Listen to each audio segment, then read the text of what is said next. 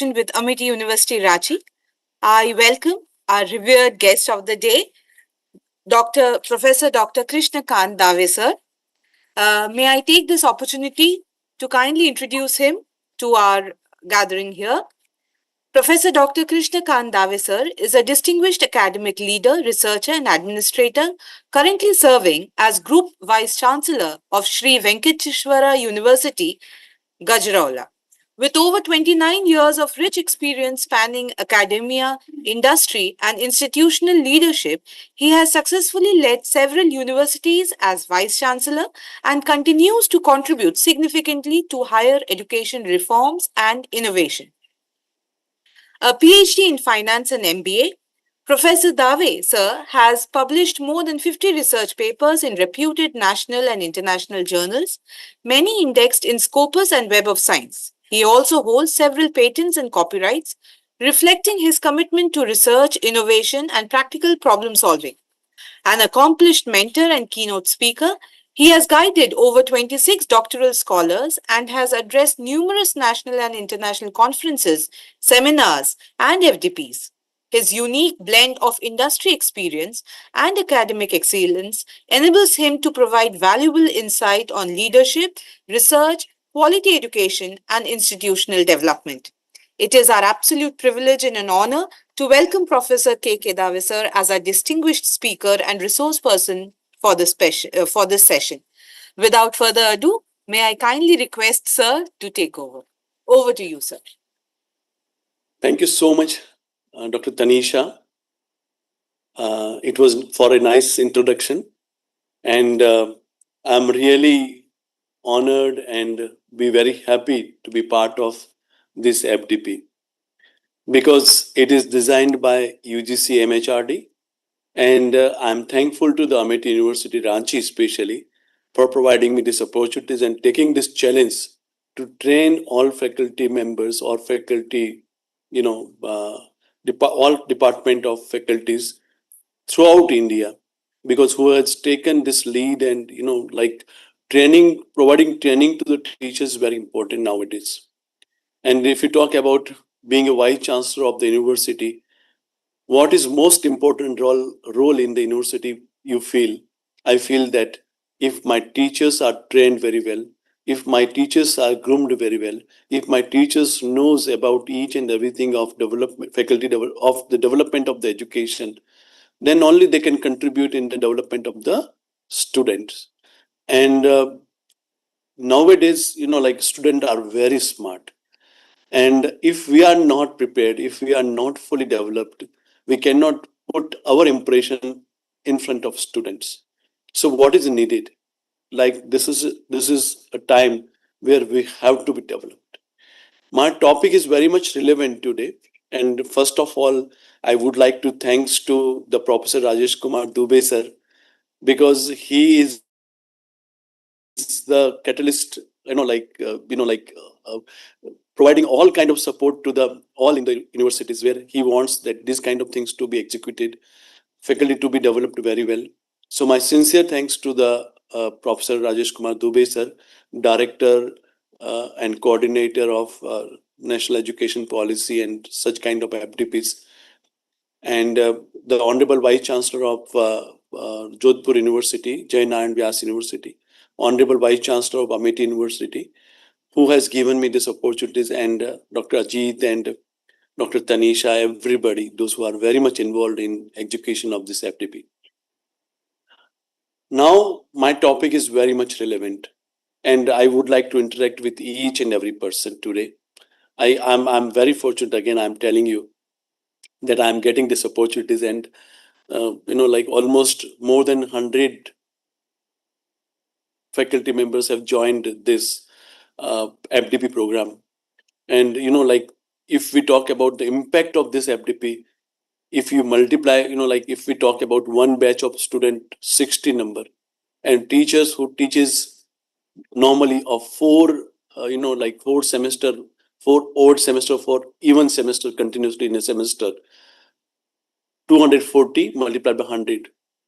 So you can see how much we are impacting people in a year itself.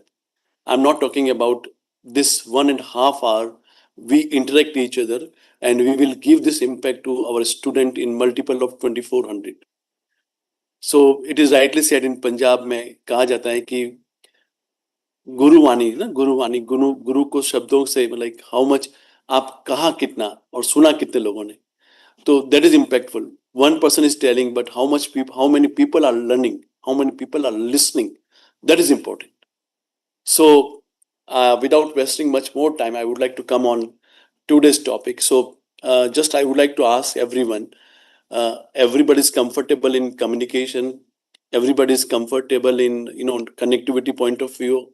Can you hear me? Can you getting me? Like, is there any issues? Tell me so that I can change my speed, change my communication, as well as like in case you feel that I am not like somewhere because of internet connectivity sometimes uh, uh, uh, the voice is not clear, sometimes video is not clear, so everybody is fine, perfect, everybody is ready to listen.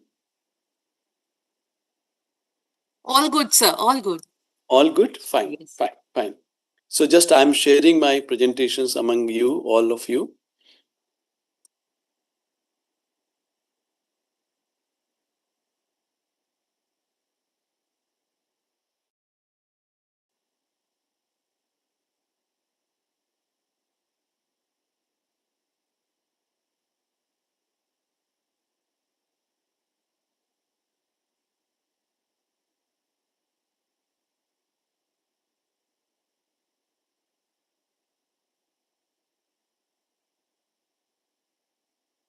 So it is visible to everyone clearly. Okay, what is topic of the today's FDP program?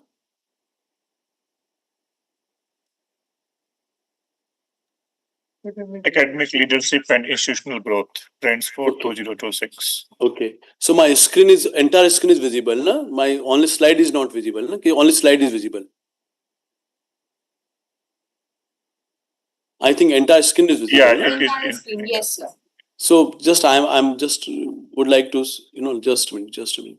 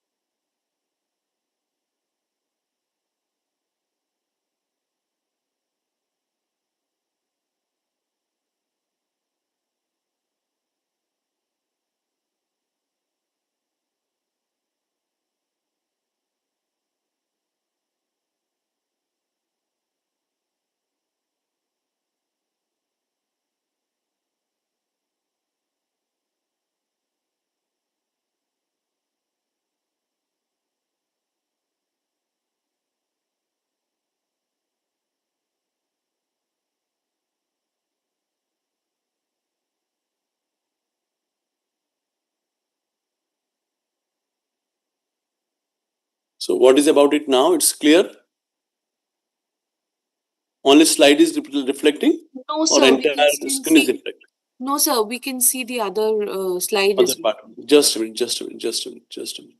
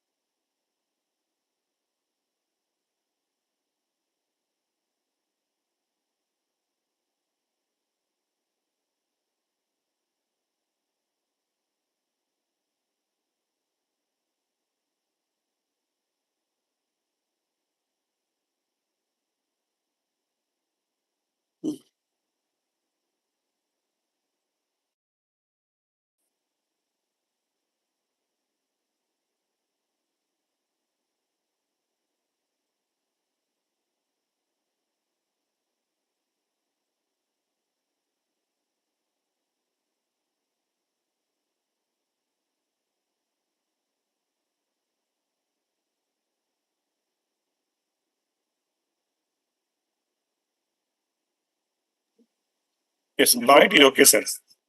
Now it's okay? Yes, sir. Now it is okay. Yes, sir. Now Yes. it's okay. Okay. So my topic is academic leadership and institutional growth, trends for 2026. What is academic leadership? You all are, like if you talk about me, myself, I'm a vice chancellor of the university. But a teacher itself is academic leader. It does not mean that who is leading the university or who is the director of the institute is a leader. No. We all are leaders if we are teacher. So the first slide is very much clear. Academic leadership and institutional growth. Trends for 2026. So what was previous trend? I'm not discussing about it. But what is the need of an hour? Why we want to see and how we see the education leadership and we ourselves to be developed in the right direction. And how we see our institution, how it will shape. This presentation especially explores the evolving landscape of academic leadership. It is highlighting the significance of fostering institutional growth through strategic initiatives and adapting to emerging trends that shape the future of education. So, like how much out of you are south part of the India, because I want to interact with all part of India. So most probably all are from North India, South India, or East or West.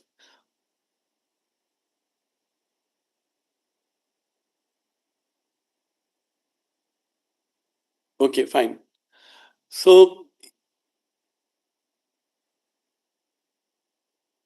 the next slide, which is telling us about sustainability in higher education. So I want interaction from everybody, and I request everybody be interactive through chat box or like Dr. Tanisha is here. Tanisha, in case I don't take any questions, in between this time, you please help me so that I may be interactive in this session. So please, anybody who is dropping some question out of it, or just I'm asking anyone whomsoever is replying, please tell me. Okay? So that like I would like, because my presentation is going on, I cannot see the entire screen. So especially I'm requesting you, in case anything, please, you should be a medium between the audience and me. Sure, sir. Right? Sure, sir. Okay. So like talking about how people are like making the institute differently. Now the time has come where we have to think differently, entire different. And suppose if we are not thinking in this direction, what is happening? Like we will be out of box. We will be nowhere in the competition. So like if we talk about what should be the shape of education nowadays, what is the responsibility of teacher and what is the responsibility of institute? How will they develop this institute in a better way? How can we provide the best and quality education, and how can we think differently? These are certain issues which we would like to discuss today about all the part. So if we talk about sustainability in higher education, what is higher education? Higher education is nothing but, if you're thinking about like primary, middle class, and then middle class ke baad mein secondary and higher secondary. After higher secondary, when you enter in the college or in somewhere other institute or the university, you should have like your vision being a teacher, or the people are expecting much more what you deliver. So how you think differently? What would be your ideas? So first thing should come in our mind is sustainability in higher education. What is sustainability? Sustainability is nothing but what we are providing to our next generation in a better way, so that they can live their life in a nice environment, with a pollution free environment. They can consume whatever we are consuming today. If we leave something to them, then only they can survive. Otherwise, if we consume each and everything today itself, what we are remaining or what we are putting, like something to them is really questionable. And that's why if we talk about today's education, today's development, we have to think differently. It does mean that what sustainability we are providing in the education. What are remaining, like remaining portion of the nature we would like to put not only this next generation, but next to next generation. If we are living, if Earth is here since billion of years or million of years, and we are extracting each and everything from last 100 years, it does mean that in case we are continuing this kind of things and like extracting each and everything from the earth, we will not left anything to the our next generation. So being an economic leader, our responsibility is there to provide and to put some sustainability in the education. So sustainability in higher education, how it is important? Like sustainability in higher education encompasses practices that meet current needs without compromising future generation, fostering environmental stewardship and social responsibilities. So this is requirement, definition, and importance of sustainability. If we are, like we have to encompass our practices that meet current need without compromising future generation. So we have to restrict ourselves.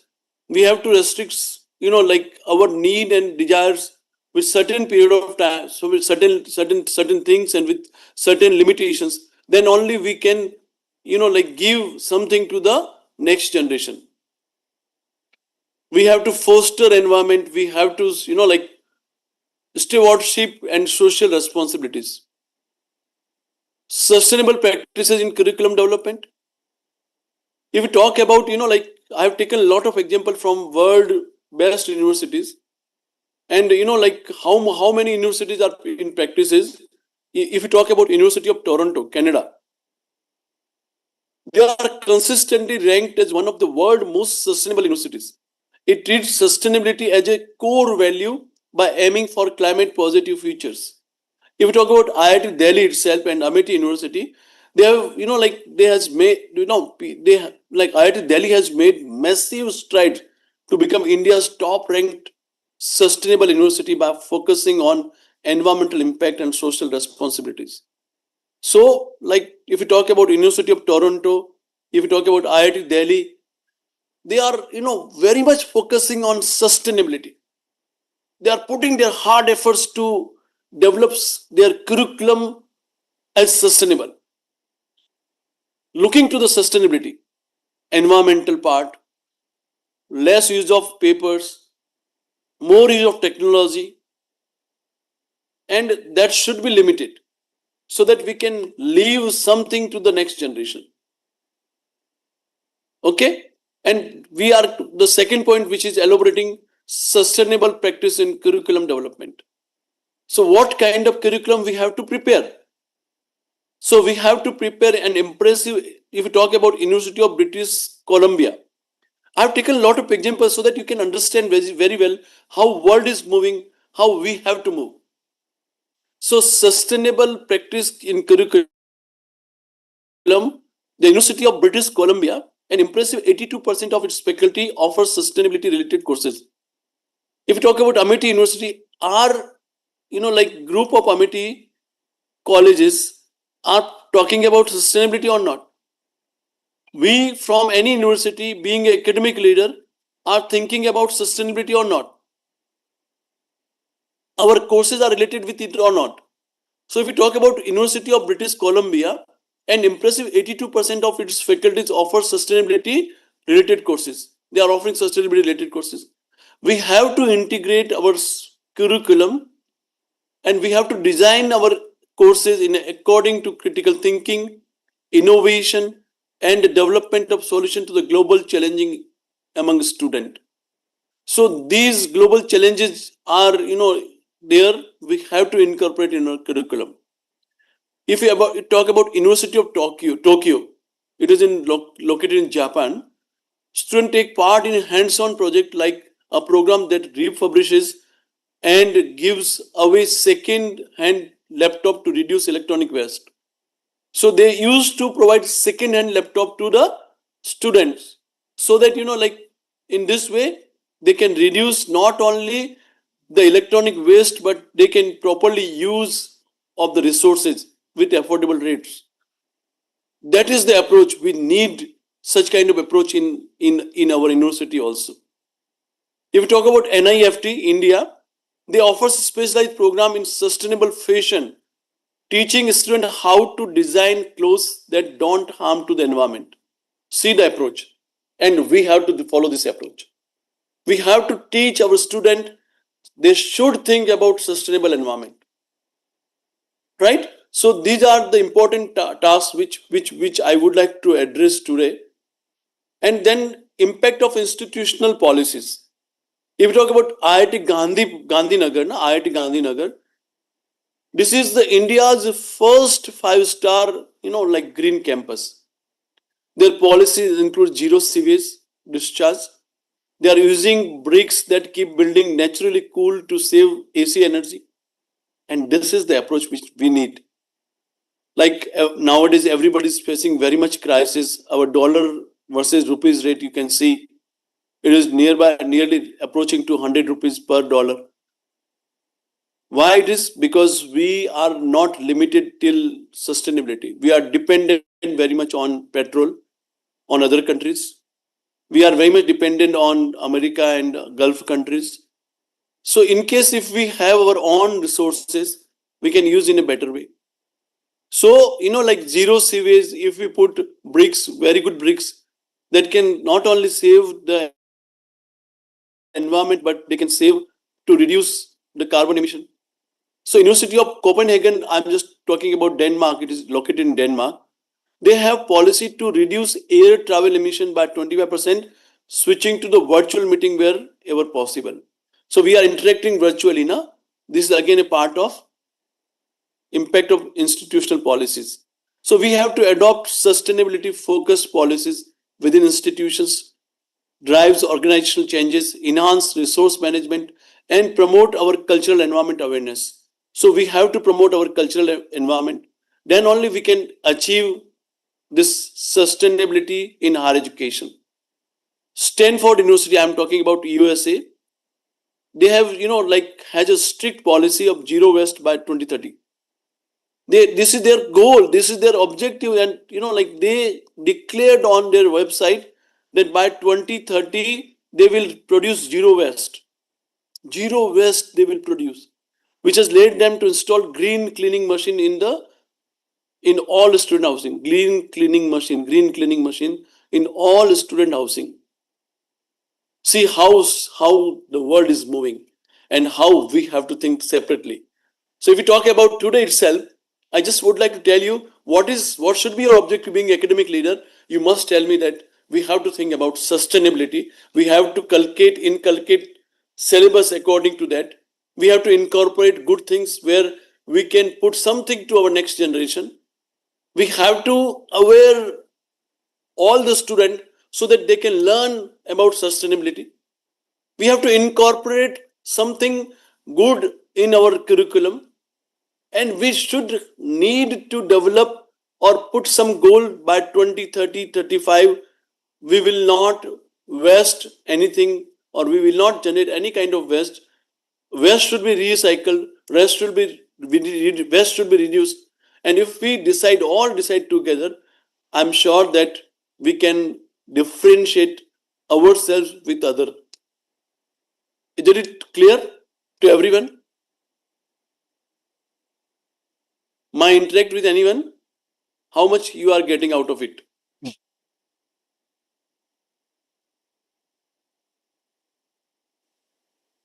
Yes, please. Yes, sir. Yes, sir. We are getting Yes, a sir, clear it's clear. picture about. What should be our objective? Just I am asking you. What you learn from today's first slide, from first slide itself. So the bottom line is that we are trying to reduce the carbon footprint, or sustainability. You're talking about the greener environment here, and how to contribute to the greener environment. The bricks, what you talked about, the university which they use to make keep it cooler. So Yeah, and sir, and Good apart from afternoon, this, we have sir. to put something which will sustain our syllabus also for the students. Good afternoon, sir. We should Yeah. basically look the approach of teaching and learning, both approach towards the sustainability. That is the, if we thinking about the teaching, to the we should add sustainability process in our teaching methods also. Really great. Really great. So, like I'm so much, I'm really happy to get such kind of feedback from everyone. So my part is to sensitize my all faculty members so that they can think differently. How many, very honestly, how many, very honestly tell me, how many out of, like these all who are attending today itself have something heard about this sustainability, that being academic leader, being a faculty member, this is my sole responsibility to put one objective at least in my on my website, on my goal of the university, where I can proudly say that I will reduce any kind of pollution, any kind of waste, any kind of recycled process, so that like I can help to develop my nation. I can put something, I can leave something to my next generation. And like that should be my objective while interacting with class, while interacting with anybody. And just I would like to know from your side that how many, like prior to this class, very much sensitized about this particular sustainability part.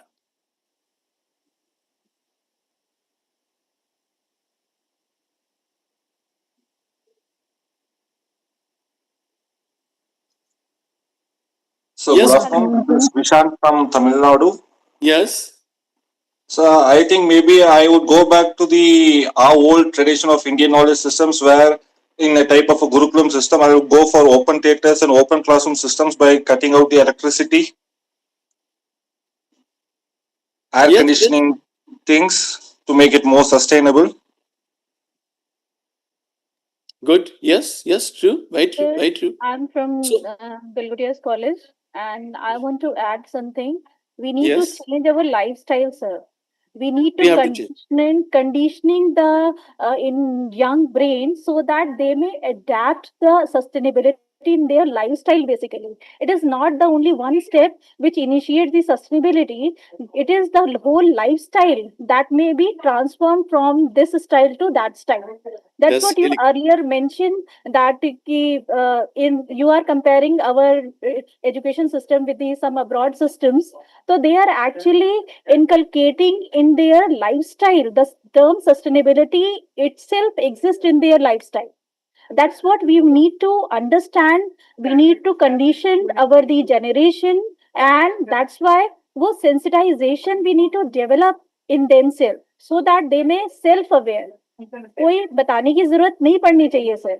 ये sensitivity बच्चों में खुद आनी चाहिए. That is what we need. That is what we yes. demand actually. But a teacher's role is what? In case that the students are not following, we have to be like a path bearer or torch bearer, so that they can be trained very well. In Sir, case and yes, I can give you a very simple example. Like once we stop our class, we need to switch off our lights. In case students are just exiting from the door, I myself initiate the things कि पहले मैंने lights off की, monitor off किया. Then he used to sit. पहले उन्होंने देखा silently. I did not say anything to them. I itself doing for myself, and gradually it observed that once they move out from the class, before leaving the class, they just switch off the bulbs, they switch off the ACs, and they shut down the computer. This is what the small step I have created in my children. Thank you, sir. that's really great. I'm really thrilled to listen everybody, and you all are very much concerned. Like all sitting here are very much concerned about sustainability, and in this way, like my first objective of this slide is covered. So, what is my topic? Everybody can tell me. My topic is very much relevant nowadays, like being academic leadership, like academic leadership and institutional growth and trends for 26. So, for the institutional growth, what is needed? We have to think sustainability in higher education. Sustainability in higher education. The first point is sustainability in higher education. We are talking about trends in 2026. Is it clear? Should I move to next slide? I'm really happy. I'm really, the people are so much interactive, and uh, uh, I think the next 1 hour or 45 minutes will be very much interactive. So So we next, can also implement a very simple method stating that no vehicle day in any one of the particular day of a week, and that has to be making all highlighted on students to go website. for bicycle or That use has the to be, public. that has to be publicized, so that like not only your university get benefited, but like those people who live who live surrounding to your university, they can learn Yes, out of it. yes, sir. Sure, sir. True. True, sir. Okay, good, very good. So the first topic, the first presentation is related to sustainability in higher education. We have to incorporate in case we are not thinking about it. Is it clear? Then the next part, I am taking one example of University of Tokyo. They have certain goals, and you can see the goals are what? The program design, student selection, work engagement, integrated learning, learning from others, program culture, and then the bigger goal is what? Sustainability at in their university. So this is University of Tokyo. I'm just talking about it. Like they have certification program on sustainability. They have a collaborative, culture, human well-being. They have the MSc in like sustainability management, family. They have introduced some enhanced learning environment. So they are offering various courses, and they are asking, their ultimate objective is what? Continuous evaluation. And in the continuous evaluations, they are putting their hard efforts for the sustainability, and for the sustainability. So every program have their own outcome is related to sustainability. Isn't it clear? Like if you talk about the next slide, I just want to show you about one foreign university. This is, like University of British Columbia. If you see their page, I just want to show you each and everything, how much world university are top class, top notch university are thinking, and what the impact they would like to pass on to everyone. See, they are putting one course, apply now, UBC, University of British Columbia, offering consistently ranked among the top 15 environmental science program in the world. So 15 environmental science programs they are producing, and what they are fostering, sustainable future through through integrated research. This is competitive funding is available for the top student. They are providing funding also. So you can see, if you talk about sustainability and if you are introducing some course related to it, will it make difference or not?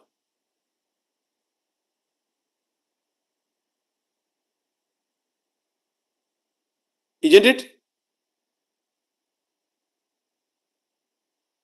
Yes, sir. It will make a difference. No? It will make a difference. So you can see out of this, like out of these slides, University of British Columbia, like this website itself indicates that they are, introducing a lot of courses, and they are among top 15 environmental science programs, offering such kind of programs. So in case if you are not thinking about sustainability, we have to provide certification courses. We have to inculcate something which is very much related to, if we are not providing or not, we cannot like introduce some certification courses. We can do one thing, at least we can add some subjects, some courses in our graduate course, within the graduation, within the post graduation courses programs. Did it? Right? So I would like to move on the next part. Next part is technological advancement. So we have discussed one part. The first and foremost part is sustainability in higher education. The second part is technological advancement. We are in the advancement of artificial intelligence technology. We have talked much more about machine learning program. There are a lot of robots are there who can ready to replace human. And in this environment, if we would like to think how to use these machines, how to use robots for our day-to-day life, then only we can be successful. We should not deny that robots are not useful. Yes, we are the masters, we are the ring masters, and we should know how to use the robots. We should know how to use the artificial intelligence. And I am very much in favor to use artificial intelligence. It will not replace anybody, but it will work. It will, help you in your research, help you in day-to-day teaching in an easy way. All complex models, they can be transformed in a easiest way by the help of artificial intelligence.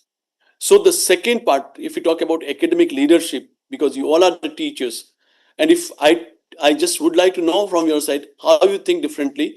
The first part, the trends of 26, is sustainability in higher education. The second part is technological advancement in higher education. And that can be, I have divided this into three parts. First part is role of technology in academic leadership. So what is the role of technology in academic leadership? We have to emphasize how education learners or how education leaders can harness technology to enhance decision making and improve overall institutional effectiveness. Like the first point, role of technology in academic leadership.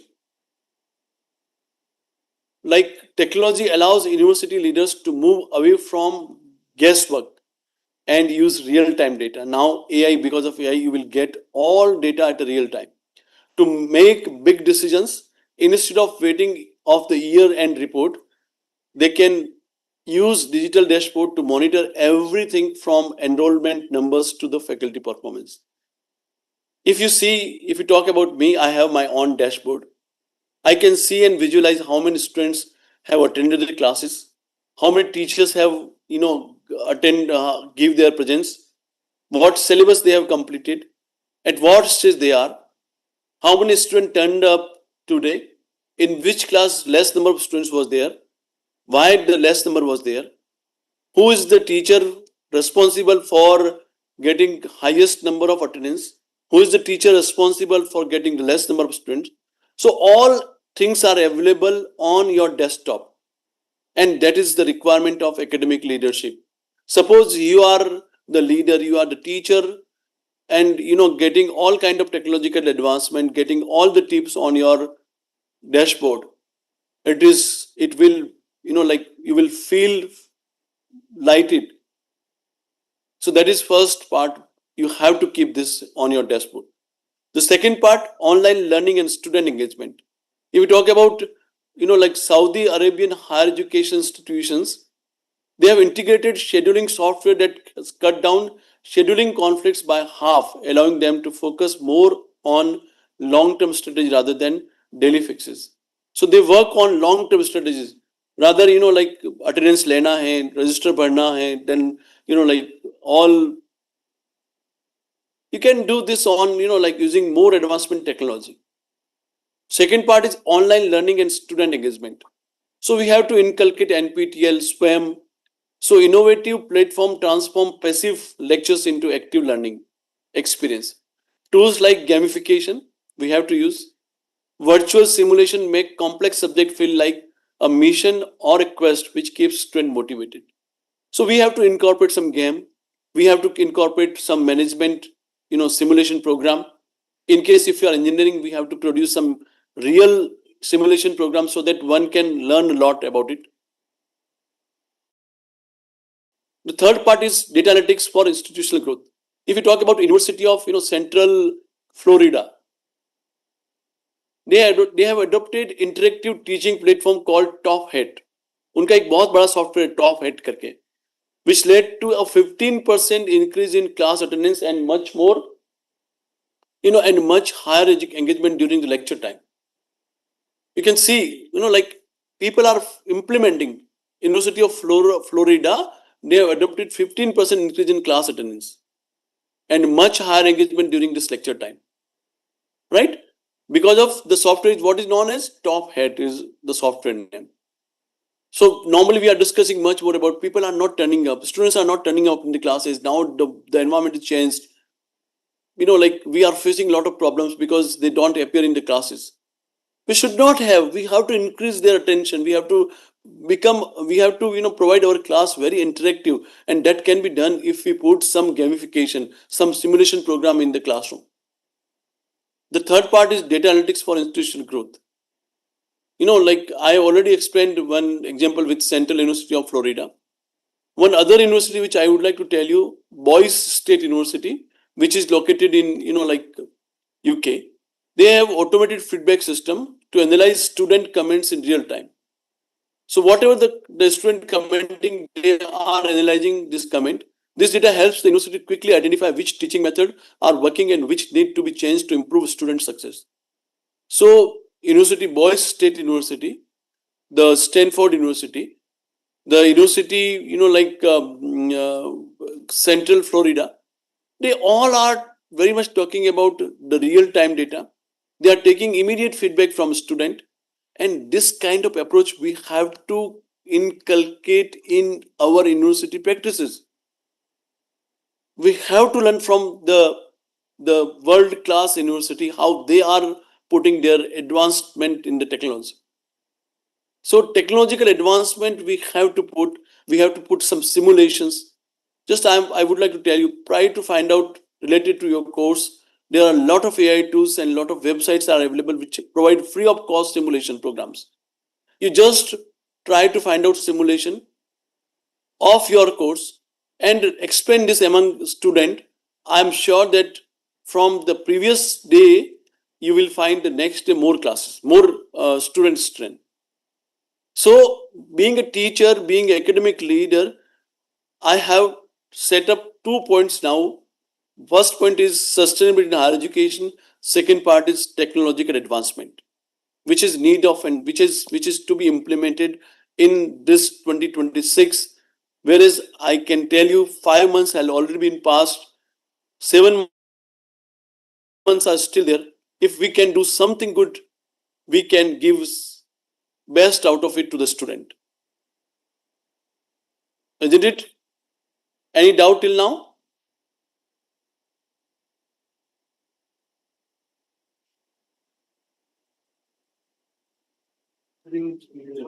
Can we No talk? doubt, sir. Sir, sorry, Yes. just an observation. The slides are again, your slide and your notes are also visible, sir.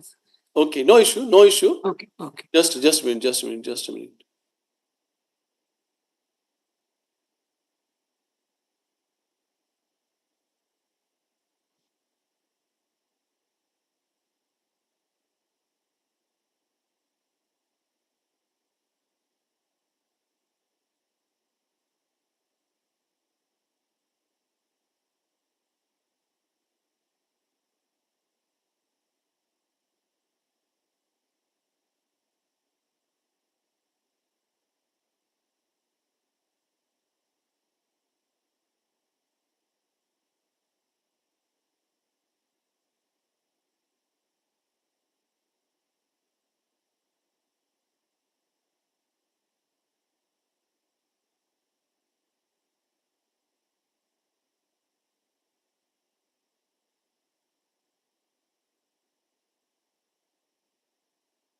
Just a minute, please.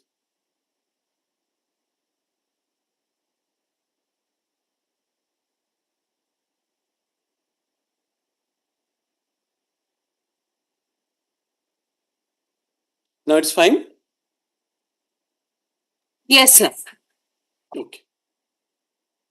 Then we talk about inclusive education practices. So just I would like to take feedback from everyone. Till now, how much we have discussed and how much you understand. What should be your target? What should be your objective?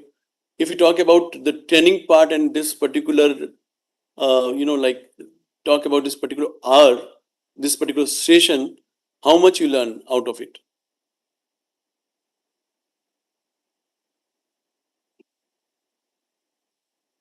Yes, please tell me.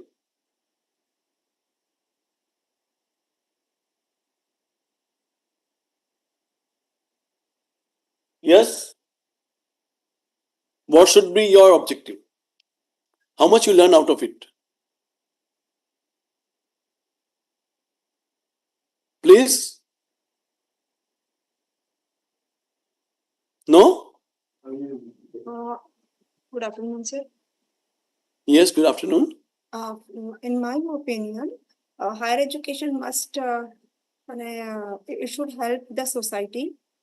It should, to use pollution control should be there. For sustainability, we should learn people, urban people, rural people, as well as the students, so that they can apply it in their daily life. Yes, very good. So, like if we talk about two part, first part is sustainability, second part use of advanced, technological advancement in our day-to-day life, in our teaching part. Is it clear? So, then only, like what is the motto of, teaching you? The motto of teaching or giving you knowledge about what is happening nowadays and how can we, enhance our knowledge by attending such kind of program. So that's why you see decided and, they put some trainers like me and like other people who can give you some guidance about what is going on nowadays. So in case if you are not very much aware, I know many people know how to use technology. Many people know out of you what are the goal of what, how can we incorporate sustainability in our curriculum. But just I want to tell you that this is to be implemented in our day-to-day life. The third part is inclusive education practices. What is it? Inclusive education practices. Like importance of diversity and inclusion. I still remember when Mr. Trump was, elected as a president of USA, and immediately after 2 or 3 months, he announced that in Harvard University, like those who are from out of America, we will not provide any admission to them in Harvard part. Then after 3 or 4 days, Harvard University director from Harvard University, they circulated one press note to the world press and announced that we are known for diversity and we welcome diversity. We welcome the student from all the part, and this is our specialty. So we cannot obey and we cannot follow the instruction of President of US. This is the freedom of education in USA. This is the freedom of, like they know that what is the importance of diversity. And that same part is known as inclusive education practices. What kind of education practices we have to inculcate, incorporate, and we have to think differently when we talk about inclusiveness of education practices. So, importance of diversity and inclusion. Recognizing diverse background fosters a richer learning environment and prepares students for a global society. Take an example, like just I want to explain the university of, about one university. It is all about, uh, talk about, uh, digital accessibility part. I already explained Harvard University, where everyone think different, like just I would like to tell you something about what is diversity. Everyone's different in superpower. When students from different countries, culture and abilities learn together, they think more creatively. Suppose in our class, people are from various background. Some, I'm very much fortunate that many people are out of South India, out of East India, North India, and the mid part of India. That is diversity, and we are learning. Like everybody is talking, everybody is interacting. Everybody is putting their view, their opinion while we are interacting each other. So we are learning from each other. And this is diversity. And this is superpower. Like everybody is having their own ability. So in a history, like in a history seminar, if we talk about, we are organizing history seminar, instead of only reading books by Western authors, the professor includes stories and research from Asia, Africa, and indigenous scholars. This gives the student a global view rather than just one perspective. So this is a need of an hour. What strategies for the implementation of implementing inclusive policy? We have to develop comprehensive training programs for educators to enhance their like understanding and application of inclusive practices. We have to provide the teachers the right tool and training it about making sure professors know how to teach student who cannot see or one who cannot speak a different primary language. So we have to inculcate like because everybody is having own ability. A university provides digital accessibility training for all staff. Now a science professor knows how to add alt text, description to image in their slides to blind student using a screen reader can see the diagram just as well as everyone else. So for blind people, if we put something differently so that they can realize it and they can come up with their own ideas. So diversity, we are not differentiating between dumb, blind, deaf. All are having their own style. They do have their own ability. So we cannot restrict them. This is known as diversity. And this should be inclusive. So in inclusive education practices, we have to put more and more. This is the meaning of it. And what is benefit? Benefit for institutional growth. What are the benefit if you talk about institution? A welcoming school is a growing school. If we welcome the diversity, it will grow. When university knows for being fair and inclusive, more students want to join and its reputation goes up. Already given example of university Harvard part. Like this is like by offering flexible assessment options, like letting a student choose between writing an essay or making a video presentation, a university attracts a wider range of talented students, including those with learning disabilities or social anxiety who might have otherwise struggled or dropped out. Sometimes, like because in interactive session or in the classroom session, if I am not attentive, if I am not learning through the class, sometimes I get depressed. And if I put them lot of opportunities, I prepare videos, I give them videos, I ask them to prepare something good. They will be innovative. So this will give the institution growth in a different way. So we have to think about sustainability. We have to use technological advancement. And if our education we are thinking about inclusive education where all part of society can represent in a class, they will become a part of the class, which don't mind which part of the country, which community they belong, which ability they appear in the class. We have to welcome everyone. If we put all different diversity in a one classroom, I'm sure our institution will grow, nothing like it. This is the meaning, and this all I'm telling you with all research, with all are based on research evidences. Is it clear?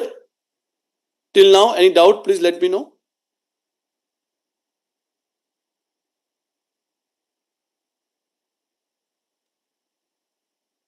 It is clear, sir. What three things I have explained till now? Sustainability in higher education and how to teach students about global learning, globalized learning.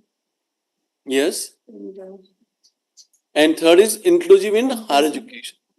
What is inclusive? It means diversity. We have to welcome every community. We have to welcome every student from various background, maybe demographic, maybe geographic. Then only our institution will grow. This is the meaning. isn't it?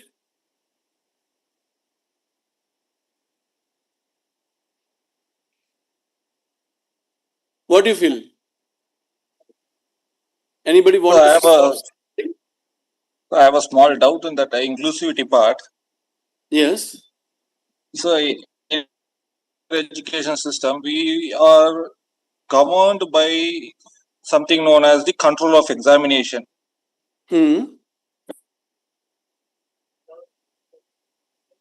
giving credits or score to the students. Whereas in the Western culture, they only go for credit base. If a particular student earns a credit, and that credit is somewhere is given by the professor who's handling the class. So when there are different groups, when there are different diversity people, and say, for example, a student has some communication problem, language barriers, maybe physically, schools applying in such a way that I see to that the particular student could get the credits in some way or the other. But in Indian systems, everybody has to take up the same exams.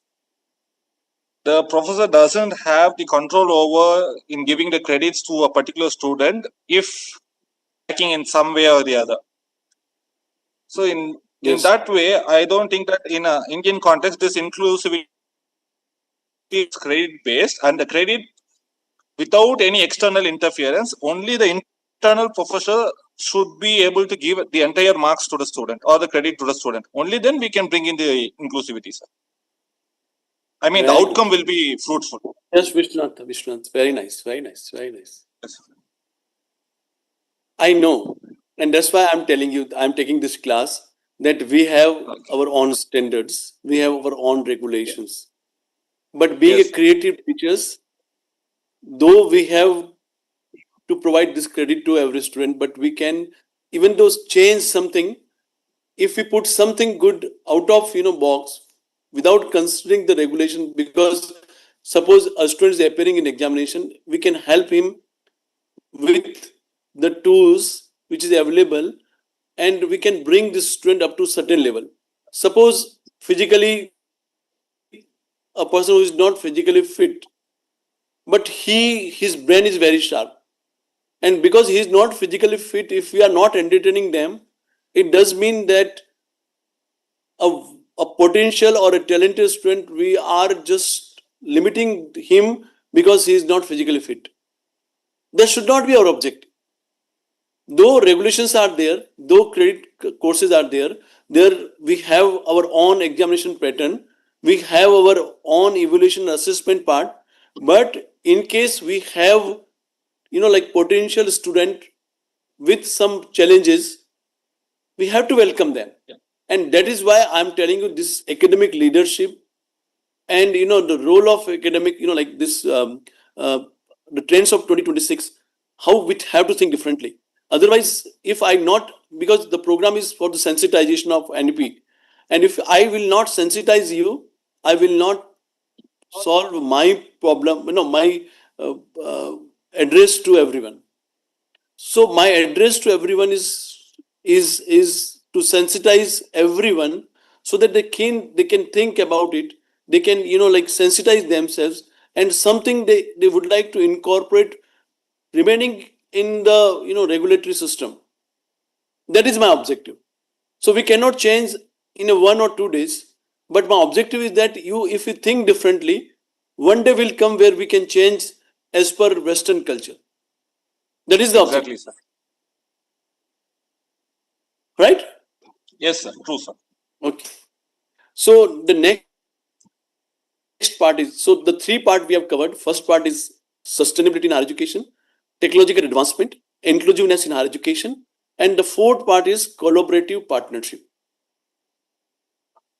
Like the role of partnership in higher education, collaboration partnership enhance educational offering by blending academic expertise with practical industry experience. If we like collaborate with like industries, if we collaborate our one university with other university, if we collaborate with the society, if we collaborate with NGOs, so collaboration is with various like authorities, we have to think about it.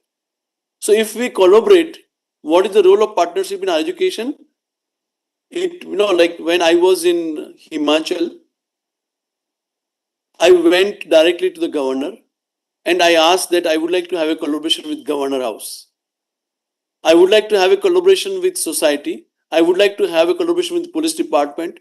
I would like to have a collaboration with, like primary or secondary health education institutes. So that, like I would like to gather as much as data and I would like to provide some solution to the society. So that I was done in previous university and now I'm doing same kind of practices in my Venkateshwara University. And you won't believe, we have started doing some collaboration with every institution. Recently, we are offering one cyber security certification in collaboration with police department, and that is going to start from 11th of June to 22nd of June. Why I am telling you, they all people talking about collaboration part, and in case if we do have collaboration, like if you talk about Amity University and Bennett University, all are doing so good. They are collaborating with foreign universities. They are putting student exchange programs. Like a student might study 3 years in India and like spend 1 year in abroad. That all kind of collaborations, making them exploring them to the next level. So this should be the role of partnership in our education. Then building relationship with industry. We have to establish strong ties up with industry leaders, allow universities to tailor curriculum and provide students with relevant skills. So idea is what? By saying close to industry leaders, universities can update their courses to teach the exact skill companies are looking for today. So there is a big gap between industry and academia. Everybody is talking about, industry is telling that we are having a scarcity of manpower.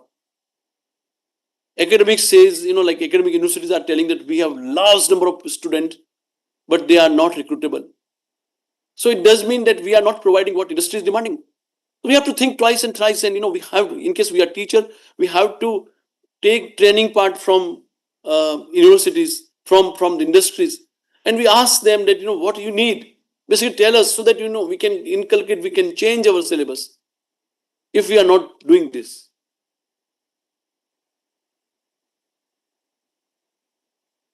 like, and if we do this, we have to example of successful collaboration. Highlight the successful partnership, illustrate the potential benefit and innovative outcome that arise from collaboration. So we have to highlight each and everything so that people get more benefit. When schools and companies work together, they can solve big problems of or invent new things that neither could do alone. We have to make some consortium. We have to provide, if some university is doing good, they have their own lab structure. This central facility can be available, can be provided or can make available to all other institutes also. In this way, the student can grow directly. The best example everybody knows about University of Oxford and University of AstraZeneca. AstraZeneca is a company, pharmaceutical company. They have partners each other, and in the COVID time they developed COVID-19 vaccine. AstraZeneca used its global industry power to manufacture and distribute it to a million of people worldwide. Who invented? Oxford University invented this COVID. And who get benefited? AstraZeneca. Still, AstraZeneca is providing royalty to the Oxford University nowadays. So this is collaborative, and this example is to be magnified to every university. So till now, we have discussed 4 parts. First part is sustainability. Second part is advancement of technology. Third part was inclusiveness of education. Fourth part is collaboration. So if we want our education institute, one of the best institute, we have to think in this way. How much, like if somebody asks you in interview, Like, how will you become your institute better institute? What will be your answer?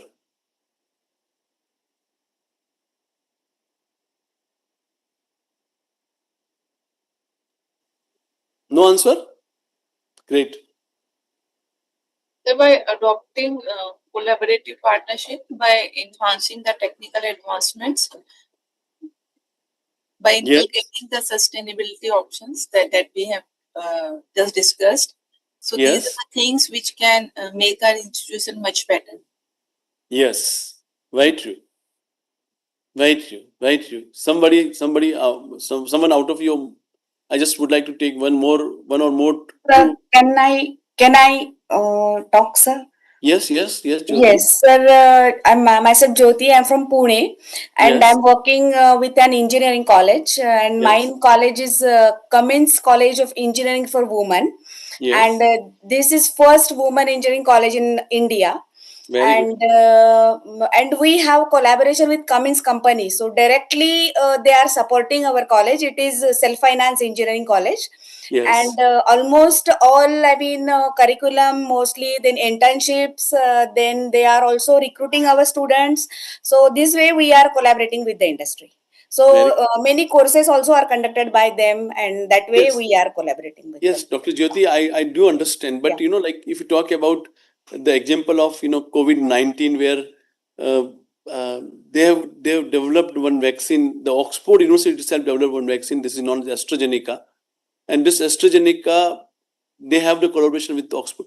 We need such kind of Recently, collaboration. So recently, AICT also have now announced one scheme where teachers are going to the industry, not only Cummins, with other industries also for 1 year, and they are coming back and teaching with their experience. So that way also it is one of the collaboration I can say. Very good, excellent. And this is the objective of teaching you, that we have to think in this direction, right? So you have already given one example out of it, which I want that you have to put some example.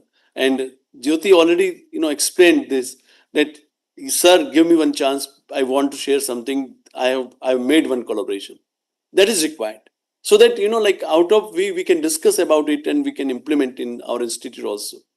Anybody else?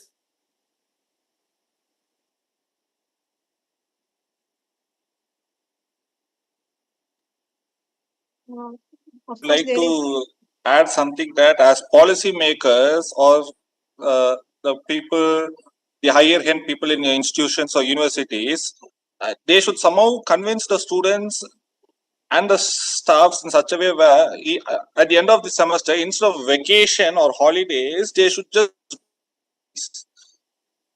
and collaborate. No, only when you focus collaboration at the very final year,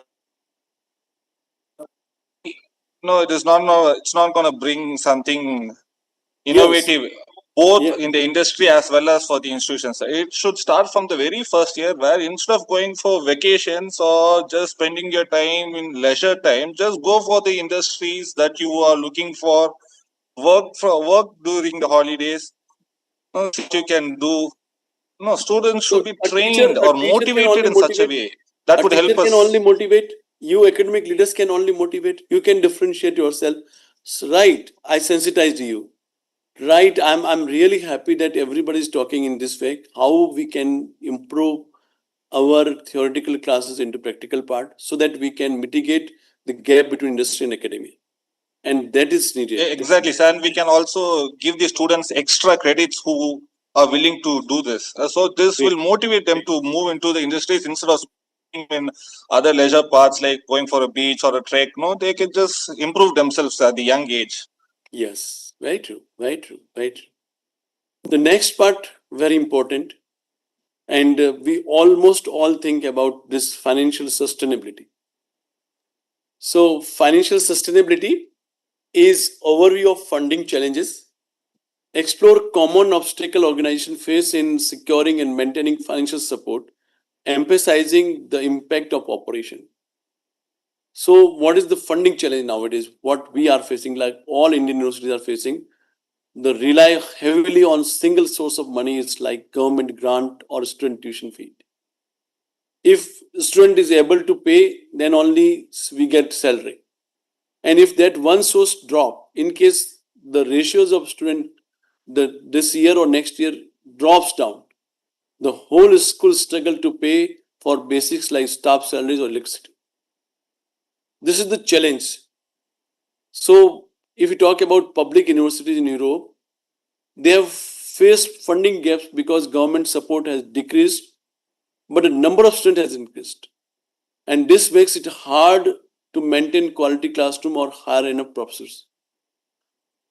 So suppose the government stops funding, then what will happen? You have to think other sources. So they increase the number of students. In this way, what happened? They have sustained themselves.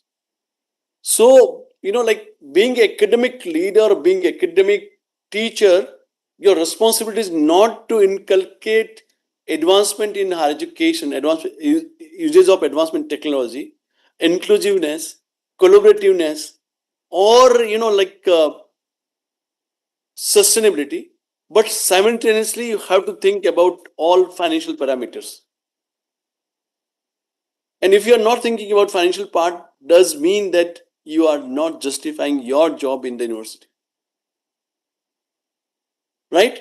So alternative revenue sources क्या हो सकता है? You have to suggest to your management that, sir, we have identified this is the alternative resources.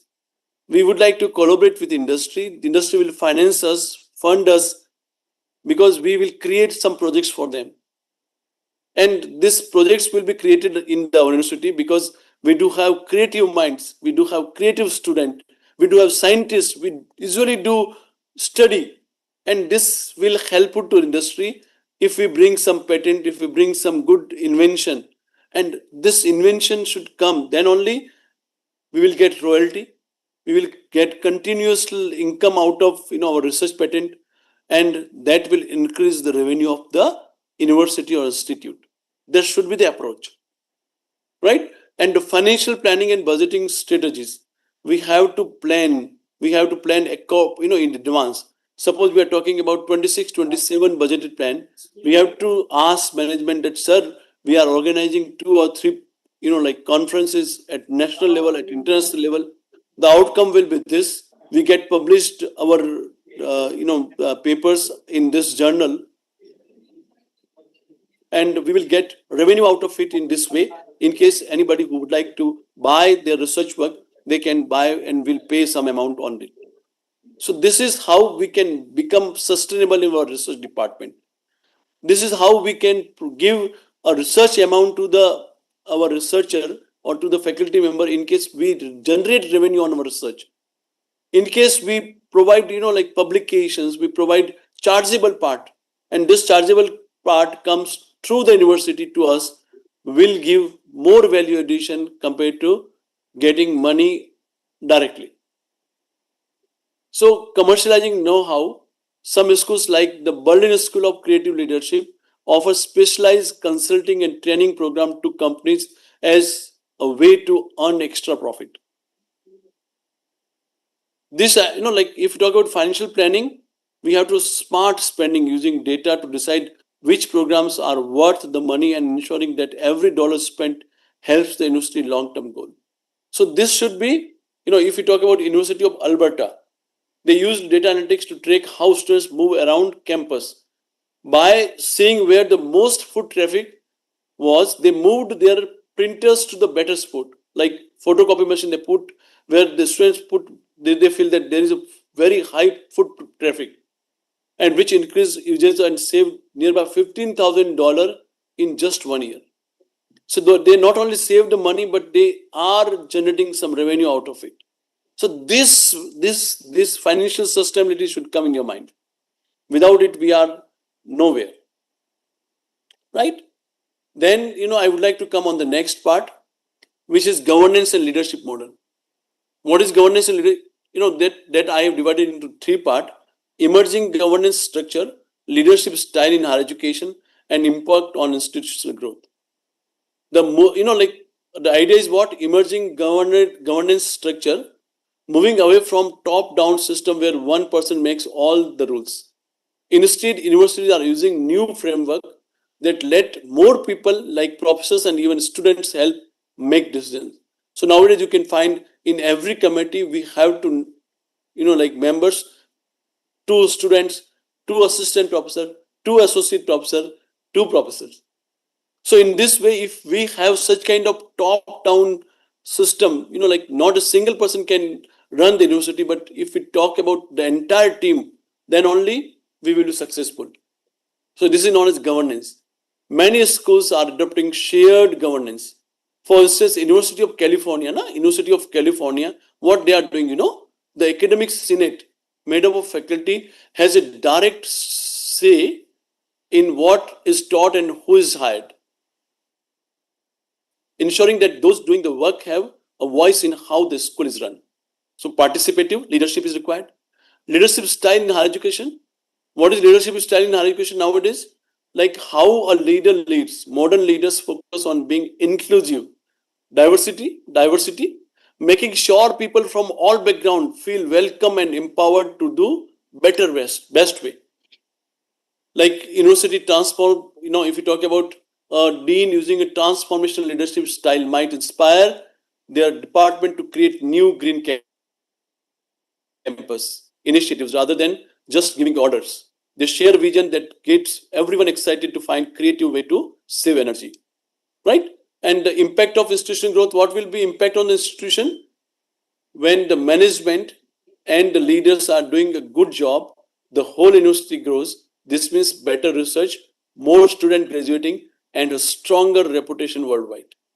Arizona State University, we talk about, use effective leadership to completely change its model by focusing on access for all, and using technology to reach more students. They grew from regional student school into a global school.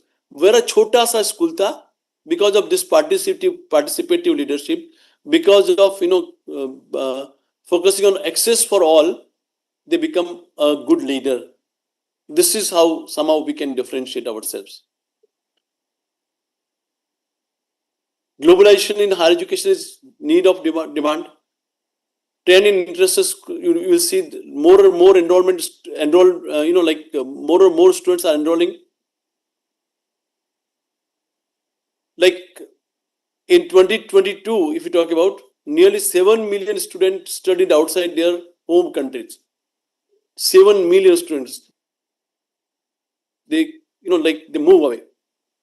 A student from India might move to Germany because many public universities, they offer free tuition and specialized engineering program. So we have to think in a global perspective. We have to make global partners, and we have to adapt curriculum for global competencies. Then only we will become successful. And the last slide, which is telling mental health and student well-being. We have to put more focus on mental health. Importance of mental health, like government is putting their hard efforts. We have received one order from Supreme Court there where they have much more emphasized on mental health. So we have to keep student in a good environment, then only we will be successful. And last but not least, future outlook and strategic planning. Being academic leader, what key takeaways from the academic leaders? Keeping an eye on what's next so that school can change before it forced to. A dean noticed that if we talk about what is the role of dean, we have to apply artificial intelligence, which changing every job. Instead of waiting, they immediately start task force to teach every professor how to use AI in their classroom for the students are ready for future work. We have to develop some strategic growth plan. We have to clearly define our goal. Then only we will become very successful. And we have to see what the future challenges and opportunities come in next time. We have to realize high cost, fewer students might enroll in person. So in this way, we can change, we can transform ourselves in a better way. Because time is running very fast. I just would like to stop here because might be next lecture, the organizers have put someone, and the next lecture will be delivered by someone. So I will not take his time, and it is better to stop myself here only. But I think I have sensitized you during this 1.5 hour classroom part. And I just would like to know from everyone how much you learned and what is your,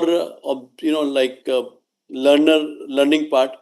We can discuss within 2 to 3 minutes so that I at least satisfy with my today's class. Sir, it You was a all good. are welcome in case you want to discuss something. Yeah, sir, thank you. This is a very interactive session. And I have a small doubt. You have given some examples of Arizona State University and Harvard, etc. But our Indian education system, there is a gap between your industry requirement and our teaching. Our teaching style is mainly theoretical based. So to overcome that gap, some intensive programs, we are organizing intensive programs, summer intensive, etc. And we are trying our level best to meet the requirement of industry. And That's really good. That's really good. That's really good. Nice, nice, nice. I welcome your thoughts. Definitely. At least you are realizing that we have to do some good things for welfare of the student. thank you, sir. Good one. Thank you. Anybody else would like to share something? So, from all the points that you have discussed today, I think from the top level, say from the ministry level to the policy makers, whenever it comes to higher education, everybody should be an academician. If a person is a non-academician, then these things they won't understand, sir, when we try to tell them. Even from the ministry level, a minister should be an academician. Only when it comes to higher education. For other things, let them, they have their own right to stand and become a minister, get vote, whatever it is in the political standards. But when it comes to higher education, everybody who's associated with higher education, from the government to the low level person, they should be academician. Only then we can connect and we can discuss things, sir. When a person is a non-academician and we try to bring new things and they don't understand what we are trying to say, then there's no point of all this. True. Very true. Very true. Vishnathan. Very true. But this should not be our complaint. We ourselves are responsible.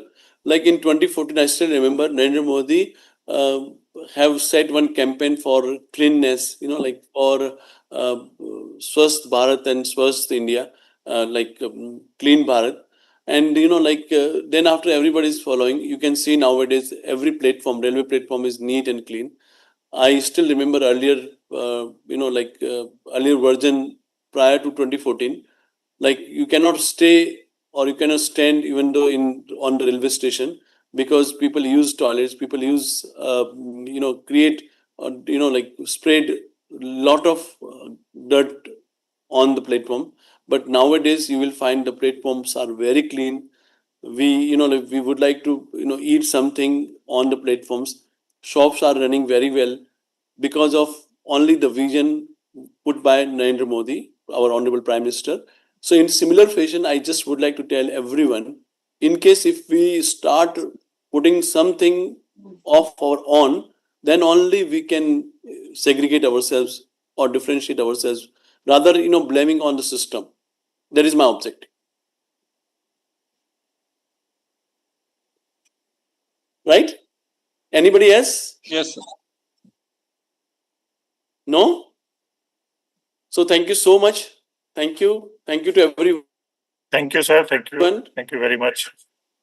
It was a really nice session, sir. Because our Tanisha madam is little busy, so just I overtaken this session, sir. Thank you very much for your session. It was really very informative, and many already have given an appreciation message in the chat box that you can check it later, sir. But I don't think there is any question that you left it behind.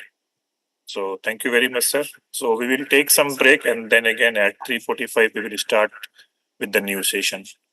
Thank you so much Thank for you, sir. providing me these opportunities, and thank you to Amity University and all organizers. Thank you so much. Thank you. Thank you, sir. Thank you.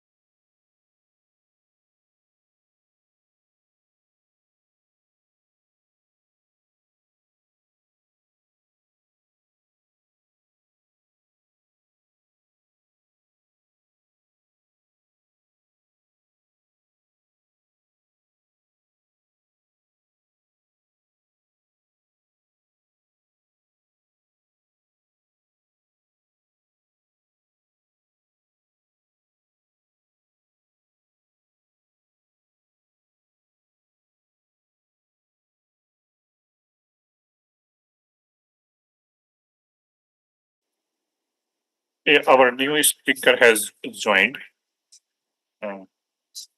As you people can see the screen of the Thakur sir. Just a minute, we will start the session with the permission of Hello, Dr. Professor Chandan Kumar ji. Thakur. Hello, Dr. Ajit.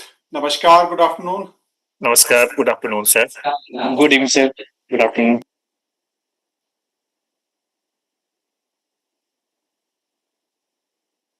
Good afternoon, sir. Namaskar. Good afternoon, Dr. Shivali. Just sir, we have given a little break to the audience just for 10 minutes. So 3:45 we will start. Take your time. Just 1 minute only, sir. I think then all will join.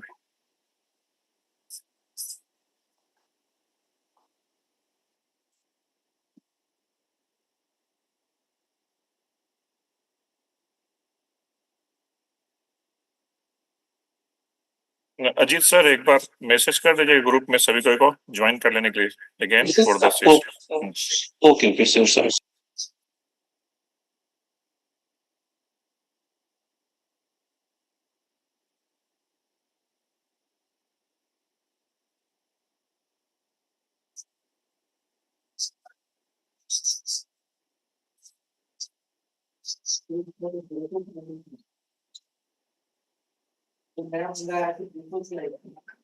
Oh, so right.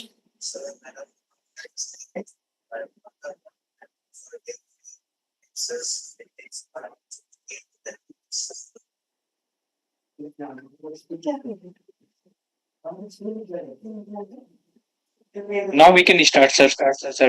Yeah, okay, sir. Good afternoon to everyone and welcome to Professor D.R. Thakur, sir. Our next session will be on NEP-2020 holistic and multidisciplinary education. So Professor D.R. Thakur is a very distinguished academician and senior professor in the Department of Bioscience at Himachal Pradesh University, Simla. With over 3 decades of experience in teaching, research, academic administration, and environmental studies, he has held several key leadership positions, including chairman of the Department of Biosciences, director of International Student Welfare, and currently serve as the director of Malviya Mission Teacher Training Center and Dean Faculty of Life Sciences.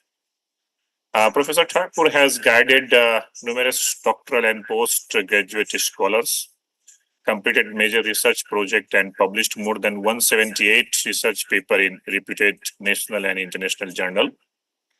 His contribution to the biodiversity conservation, wetland ecology, environmental education, and wildlife studies are widely recognized.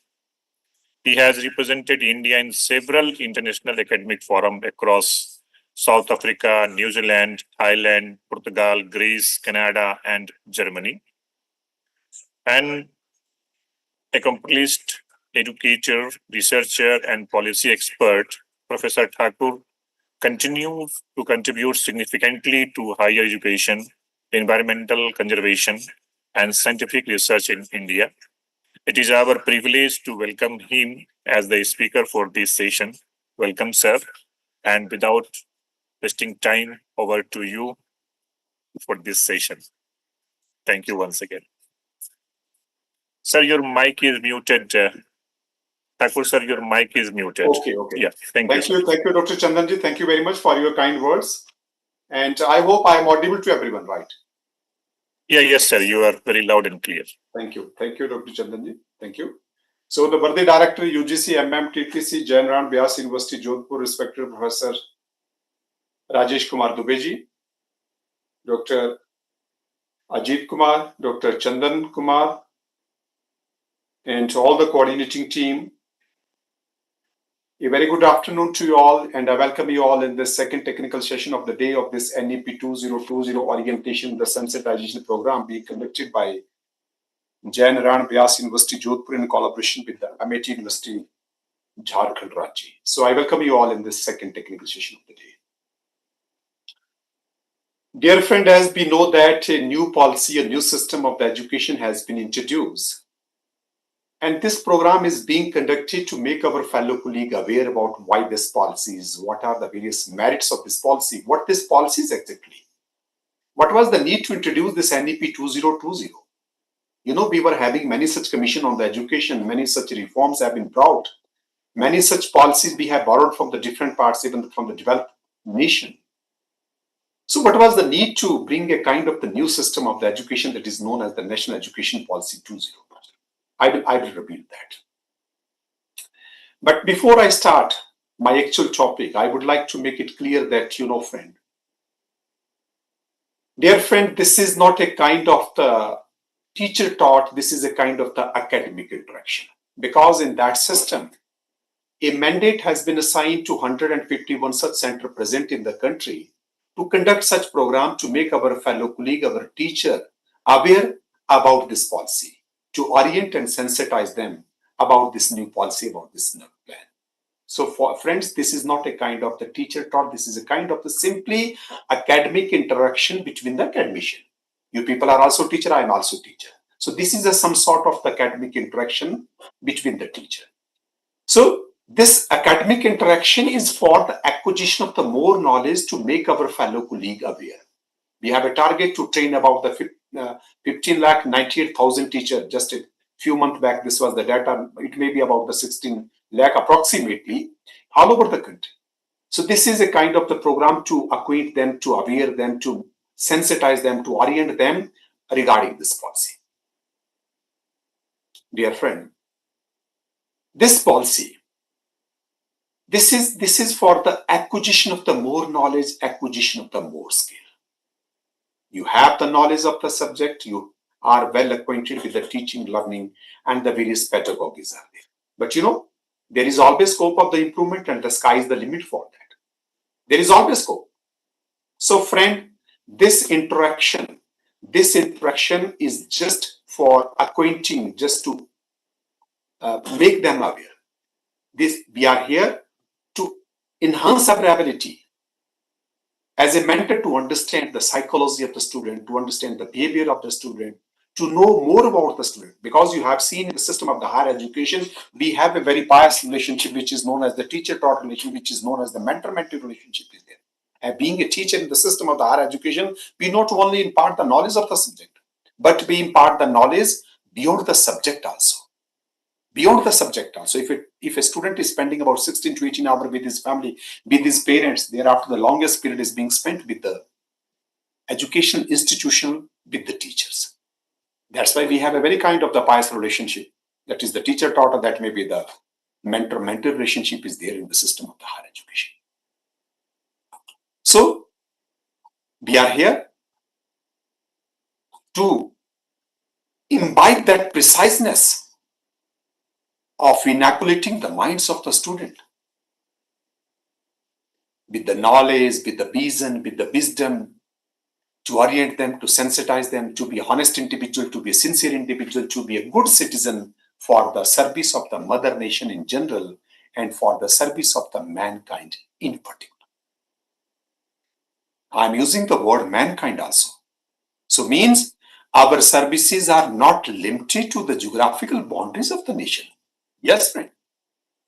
Our services are beyond the geographical, beyond the administrative boundaries. You might have heard about the Sarve Bhavantu Sukhina Sarve Santu Niramaya. Vasudev Kutumbakam is there. These are not merely the sentence of the Sanskrit, but these are kind of the reflection of our culture also. It means it was there in our ancestry that we consider whole world as a one family. It was there in our ancestry that we wish the well-being of each and everyone. That's why Sarve Bhavantu Sukhina. And you have seen that many people who is having roots in India, but they are occupying many such prestigious positions in the foreign nation, in the different parts of the world, in the different continent and the subcontinent of the world. It may be the Rishi Sunak, it may be the Kamala Harris, it may be the Kalpana Chawla, it may be the Prime Minister, the President of the Mauritius, it may be the Chief Justice of the Singapore, and many more people, all having the roots in India. All having the roots in India.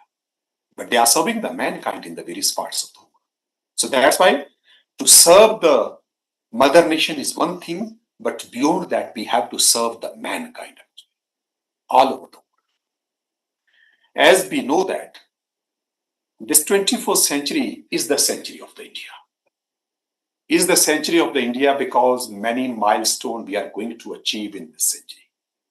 And one of them is the education, a kind of the new system, a new vision, which we have introduced. Dear friend, as we know that, exactly 1 year back, it happened in the same month, India was the 5th largest economy in the world. But in the month of the May 2025, and I'm remembering that date, that is the 25th of the May 2025, 25 एक साल पहले, what happened? The CEO of the NITI Aayog, B.B.R. Subramanian, announced that. He announced that India has added one more feather in its already glorified cap and has become the 4th largest economy in the world. But friend, as we know that to be a 4th largest economy in the world is not our target. Our target is beyond that. Our target is 2047. And it is estimated that by 2027, we will surpass one more important nation. We have surpassed a country like Japan, and in 2027, we are going to surpass the German also. And we may be the 3rd largest economy. But again, I'm saying the same thing, to be a 3rd largest economy in the world is not our motive. Our motive is, our target is the 2047. So we want to see ourselves that citizen of that developed nation. And this is the target of our Apex leadership also. This is the dream of each and every Indian citizen. By 2047, India will be the 2nd largest economy. And you know, this is not an estimate of some Indian people or some Indian agencies. This estimation has been given by the International Monetary Fund. IMF has given this. Keeping in view the growth and the development, keeping in view the research and the progress, keeping in view the GDP of the country is increasing, it is estimated that by 2047, India will be having more than $30 trillion economy. And fortunately, we will be the developed nation in the world.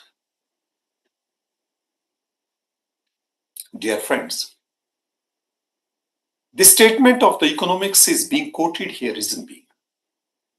Nothing can happen without education, as we know. Nothing can happen without education. So this education will pave the way to achieve that target. And be the teacher, all teaching fraternity is important, but the teachers who are associated in the system of the higher education, they are instrumental to achieve the target of the developed nation by 2047. We are instrumental in that. That's why I have quoted that statement of the economics. So nothing can happen, nothing can be achieved without this component of the education. As we know that education is such an important component for any kind of the growth and the development. In a simple way, it has been said that किसी भी राष्ट्र के विकास और समृद्धि के लिए अगर जरूरी तत्व है, वो है शिक्षा का. For any kind of the growth and the development of the nation, education always play a very important, very crucial, very pivotal role. That's why I have said that. That's why I have said. And it is evident. It is very much apparent that many people, many such icons, many such philosophers have said that education will pave the way. And we have brought that new system of the education. It will definitely pave that way. If we remember the few quotes of the many such personality all over the world, not only from the Indian subcontinent, but all over the world, it is apparent that they have prioritized this element of the education. What has been said by the Dr. Nelson Mandela. You know that great South African leader, he was awarded with the Nobel Peace Prize also. What he said? He is the man who used the word weapon for the education, you know. Education is the most powerful weapon which we can use to change the world. He further added that to destroy a nation does not require the long-range missile or certain other weapon. You simply load on the strength of the education that is enough to destroy that nation. How interesting, how important that statement is. It means the growth and the development of the country does not depend how much resources, how much wealth that country is having. It depends upon the kind and the quality of the education that country is imparting to its generation. That's why education is important in that. हम आने वाली पीढ़ियों के लिए कैसी शिक्षा दे रहे हैं ये उसके ऊपर निर्भर करता है, ना कि वहां के रिसोर्सेज क्या है. And our aim is not only to make the people literate from here. अक्षर ज्ञान हमारा ध्येय नहीं है कि केवल we have to impart the just to make a robot a literate individual. No, we have to inculcate those values also. So I'm remembering one beautiful quote of Aristotle. You know what he has said? That great Greek philosopher, his period is 384-322 BC. What he has said? Educating the mind without educating the heart is no education at all. How important this statement is. What he has said about 384-322 BC. Approximately 2000 years back. And our aim is also same. Our aim is not to make the people literate from here, but they must be literate from here. Whatever the education, whatever the knowledge, whatever the vision and the wisdom that individual is having, that must be reflected by the gesture of the individual, that must be reflected by the behavior of the individual. And as we know that behavior of individual is very important. Without uttering even the single word, it is the behavior of that individual who introduces himself or herself. बिना एक शब्द कहे अगर आदमी को अवगत करा रहा तो उसका व्यवहार है. And that refinement in the behavior of the individual that comes from the education. What kind of the education that individual is having, what kind of the, brought up from in what environment that individual was. That is a kind of the reflection. Dear friend, if I will not quote the Mahatma Gandhi, I think I will not justify this. What he has been said. The man who is regarded as a father of nation, he was not a prime minister, he was not a president of the country, despite he has been regarded as a father of the nation because of his philosophy. What he has said? व्यक्ति अपने विचारों से निर्मित प्राणी है. हम जो सोचते हैं वो बन जाते हैं. अब देखिए कितनी बड़ी बात है. हम जो सोचते हैं वो बन जाते हैं. So what we think about? हम क्या सोचते हैं, कैसे सोचते हैं, क्या हमारी सोच है? That refinement in our thought process, that purity in our thought process, that comes from the education. So this is the beauty of the education, and fortunately we are in that system of the education. We are the torch bearer, we are the pathfinder in the society. We have not only to enlighten the path of our student, but we have to enlighten the path of each and every individual in the society. Society is expecting a lot from we people. Definitely. Society will expect it from we people. Because any new idea, any new research, any new invention, any new discovery, whatever is there in the society, that is being contributed by the people who are engaged in the system of the higher education. That may be colleges, that may be university, that may be NIT, that may be IIT, that may be IIM. Who was Varghese Kurian? Who was C.V. Raman? Who was M.S. Swaminathan? These are the people, they have brought the revolution. They have contributed a lot to the society. They were not bureaucrat, they were not politician, but they were the researcher. So whatever is there in the society, that is being contributed by the teacher, that hardly matter, maybe college, maybe university, maybe NIT, maybe IIT, whatever. So we have to contribute for the benefit of the society, for the larger interest of the people, for the mankind. Quite obviously, we have to join our hand together. We have to join our hand together. We have to work in collaboration. We have to work in continuity with the different disciplines. That is the need of the hour. That is the need of the hour. Dear friend, this policy, NEP-2020, it was inaugurated by the Honorable Prime Minister on the 29th of July 2020. And what he said on that day? A new system, a new vision of the education in our country. A new system, a new vision of the education in our country. Why Honorable Prime Minister said? We were having many such commissions before. You remember the 1986, you remember the 1966. That was also an NEP, but that was a new education policy. This time it is a national education policy. Many such leadership were there, education minister, prime minister were there, many such commissions were there. But the basic difference I would like to reveal before you people. before 2020, people were thinking about the system of the education in our country in a very simple way. Bharat में शिक्षा कैसी होनी चाहिए, हम कैसी शिक्षा व्यवस्था ला सकते हैं. Many times we have borrowed that system of the education, maybe from the different part, sometime from the US, sometime from the other countries also. I think for the first time it has been happened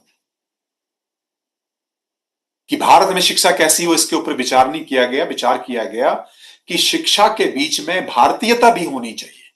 The element of the Indianization should be there in the system of the education that has been taught for the first time, and it has been inculcated in that. Credit goes to Dr. K. Kasturi Ranjan, who was the chairman of that drafting committee, who worked very hard, who met with the different segment of the society, and who gave a beautiful recommendation to the union government. We are grateful to the central government who accepted those recommendations and implemented that policy. Because I will reveal you people.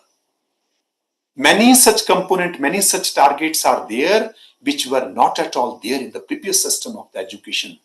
Those ideas have been conceived for the first time and inculcated in that. Let us have a kind of the system. Let us have some target by introducing, by implementing this policy. Let us achieve those targets also. Dear friend, so this is going to replace all the previous system of the education that may be of the 1986 or even before. Even before. This is a comprehensive framework right from the elementary to the higher education.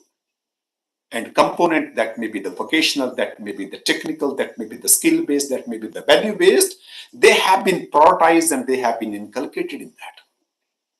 And this system of the education is equivalent for the rural as well as the urban masses. Dear friend, this policy aims to transform the Indian system of the education completely by 2030. You will admit that we have introduced this policy by 2020. And we are expecting that by 2030, there will be a complete replacement of the existing system of the education. So this 10-year period is an incubation period. Sooner or later, by and large, north to the south, east to the west, we have to implement this policy. We can just defer it, we can just postpone it. Because this is a one nation, one education program. This is a wonderful program. Keeping in view the requirement of the student, this policy has been framed. This is a totally student-centric program. That's why this policy is being implemented. Dear friend, this NEP-2020, it envisions a massive transformation in our education system. A massive transformation. How? Because this policy is rooted through the Indian ethos and the values. So it is going to contribute directly by transforming the Indian education into a vibrant, knowledgeable society. A vibrant, knowledgeable society, how? By providing the quality education. By providing that quality education, that's why making India a global knowledge superpower, which we are dreaming actually. This policy is founded on the 5 different guiding pillars. They are also known as the guiding principles. What are those? Access, equity, quality, affordability. Access means this education is accessible to each and every individual, regardless of their background, regardless of their caste, creed, religion, whatever is there, it should be accessible to each and every individual and the segment of the society. Second, equity. Again, very interesting. Addressing the disparity among the various segments of the society. You might have seen such kind of the diversity is there in our system. Students, they are coming from the different background, different caste, creed, religion, speaking different language, having different culture, having many such differences in their food, many such diversity is there. Many such diversity is there in the among the students. But you have seen it is the educational institution where teacher never differentiate the student on the basis of their background. It is the educational institution where teacher provide them equal opportunities, where students are being treated equal. It hardly matters that may be from any segment, that may be from any such different segment of the society. So in that diversity, Who will bring that inclusive education? It is the education institution only. Teacher never differentiate that. So that's why we have to bring that. We have to bring that. That's why a kind of the equity is there. We have to address that disparity and promote that inclusive education to all the students, regardless of their background. So far the quality is concerned, you might have seen the various regulation issued by the University Grant Commission. It is always written that to maintain that quality, to maintain that standard of the higher education. So friend, we cannot deteriorate, we cannot dilute, we cannot deviate from that. We have to maintain that standard of the education. That's why this quality is very important. Then affordability, not so costly, not so expensive. In our system, we are paying, I think, a larger amount or the huge amount of the money at the early level, that may be the secondary, primary, nursery or nursery, primary and the lower level. But as we proceed high, we pay comparatively less amount. Comparatively less amount.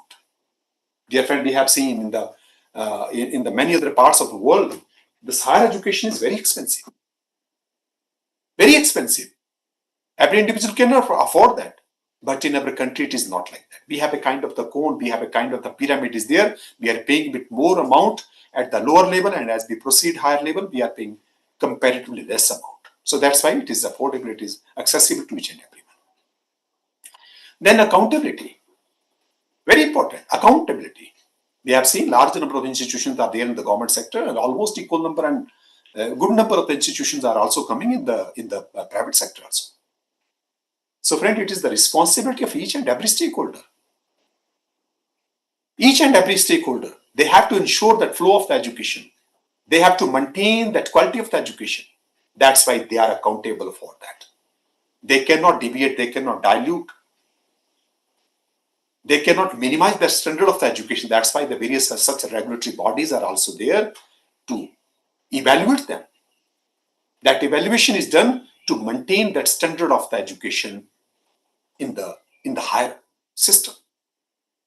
And that is also one of the pillars. So far the targets are concerned, as we know that we have a very good literacy rate at the national level. No doubt. We have data, most of them is of the 2011, because we do not have census in 2021, but we have split data from the different states also. As we know that Kerala was the ever literate state. Kerala was the ever literate state. Because of the COVID period, we do not have census in 2021. Government has started the census in 2026, and the final data will come in the 2027. Then we will be having the comprehensive data regarding the various segment about the literacy in the society. But friend, by implementing this policy NEP-2020, we have a target. We want to achieve 100% literacy by 2030. By 2030. So as we know that Kerala was considered the ever literate state.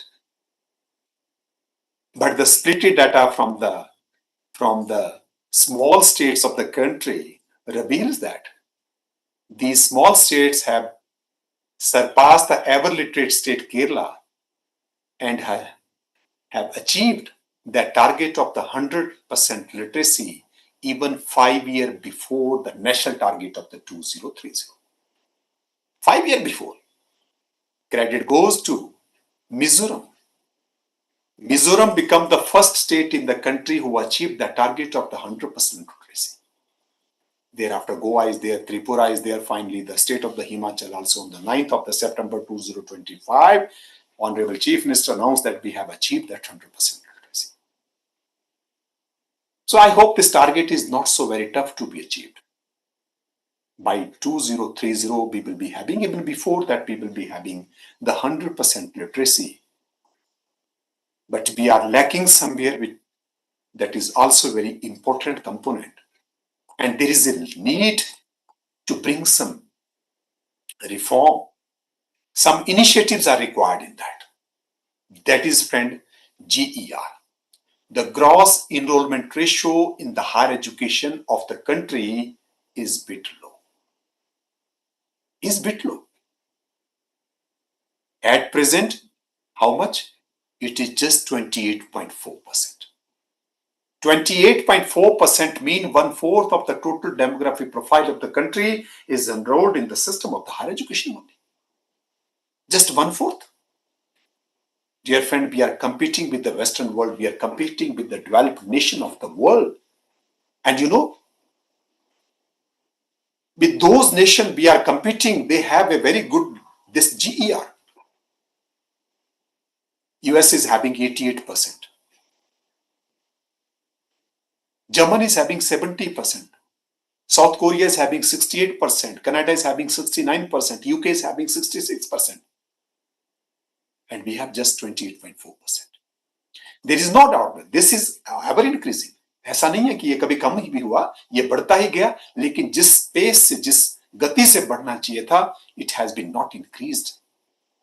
So we have a target in this NEP 2020 also that we would like to achieve at least 50% gross enrollment ratio in the higher education by 2035. By 2035. Initially, this target was set for the 2030, but now it has been announced for another 5 years. So we are expecting that by 2035, we will be having at least 50% gross enrollment ratio. So our government is putting all their efforts, leaving no stone unturned to increase that literacy rate, to increase that GER, and special emphasis has been laid to increase to improve the female literacy. Dear friend, female literacy is very important. Really, it is very important. You will agree with me what is there in our culture, in our family, in our society. Our mother is our first teacher in our life. हमारी माँ हमारी पहली शिक्षिका होती है. Although we imbibe so many values from our parents, but especially from mother. And it has been noticed that if in a family male is educated, that only a male is educated. I am not gender biased, but this is the reality. But if in a family female is educated, that means entire generation, entire family is educated. So this is the impact of the female literacy. This is the impact of the female literacy having much more impact in the society. So government has analyzed. That's why they have prioritized this female literacy to increase, to improve that female literacy in the society. And this is the reason that many such programs are being launched by the government, that maybe the, Beti Bachao, Beti Padhao, that may be Kasturba Gandhi Balika Vidyalaya, that may be Udaan, that may be this Sukanya Samriddhi, and many more such programs are there. Female literacy is being promoted by providing the education even at the doorsteps of the female individual. That may be in the form of the school, colleges are being open. Even in the rural area. Being supported by providing the infrastructure facility, that may be the hostel. Being supported by providing the financial assistance in the form of the scholarship and the fellowships are there. The main target is to improve that female literacy, because if we are going to improve that, definitely that will cast its impact in the society. That's why this female literacy is required. One more thing which I would like to put before you people, because when this policy was inaugurated by the Honorable Prime Minister on the 29th of July, you know what he said? This national education policy aims to make India a hub for the research and the innovation. Very interesting. A hub for the research and the innovation. You might have seen the country like China, Taiwan, Korea, Japan, school-going children are able to assemble the certain electronic gadgets. They are able to do something. Not only they are focused with their curriculum, but they are being, acquainted the kind of the technical education. That skill-based education is the part of their curriculum. No one ever thought before. For the first time, this has been prioritized. Why not to have because we are dreaming that. Atam Nirbhar Bharat. How it is possible? To make this country a self-reliant nation, quite obvious that we have to produce the self-reliant individual. Dear friend, up to 2014, Up to 2014, we were having a few thousands of the startup program. And you know how much we have at present? Up to 30th November 2025, India has crossed more than 1 lakh of such startup programs in the nation. More than 1 lakh. That means more than 1 lakh of such institutions have been recognized for their startup program. An exponential growth has been recorded in that. It is quite obvious that we have to produce that individual to make this country a self-reliant nation. That's why I've said in the beginning that this policy is totally student-centric. Student-centric programs. If a student wishes to study the chemistry with the history, quite obvious that we have to offer them. It is the career of the student. It is the choice of the student. It is the future of the student. Whatever he or she wants to study, they should study. They should study. That's why this was there actually in our system. If you go through the IIT curriculum, you will find a student of artificial intelligence is studying the music. They are studying with the this fine art also. I have seen the classes even the 11:30 in the night. Reason being, those subjects of their choice do not fit in the regular timetable. Students are also busy in their respective department, and the teacher, faculty, they are also busy in their respective department. So you will find those classes are there even 11:30 in the night. So that system has been replicated in the system that is in the university, and that maybe state and the central universities are there to acquaint them, to make them vibrant individual not only in the one stream but in the other disciplines also. That is actually in real sense is the multidisciplinary approach. Multidisciplinary approach. One more thing which I want to put before you people, because this practical knowledge, as I have said that we are dreaming to the Viksit Bharat, or we can say the Atmanirbhar Bharat, how it is possible? Quite obviously we have to produce a self-reliant individual. So friend, it is very essential for our youth to be a skillful individual in order to make this country a self-reliant nation. So that practical knowledge will not only increase the employability among the student, but also make them able to compete at the national level, to compete at the international level. Those students will be able to cater the needs of the global market. Thank you, Dr. Nand. To cater the need of the global market. What is the requirement of that market? So we want to produce students of that skill who can compete at the international level. We do not want to produce the individual as a job seeker. In fact, we want to produce individual as a job provider who can start their own venture, who can start their own entrepreneur, who can provide jobs to the thousands of the job individuals. That is the aim. Before 2014, we were depending upon the small microchip. We were importing from the different part. So it has been thought, why not? Why not to have our own system, own venture? Now we are doing that.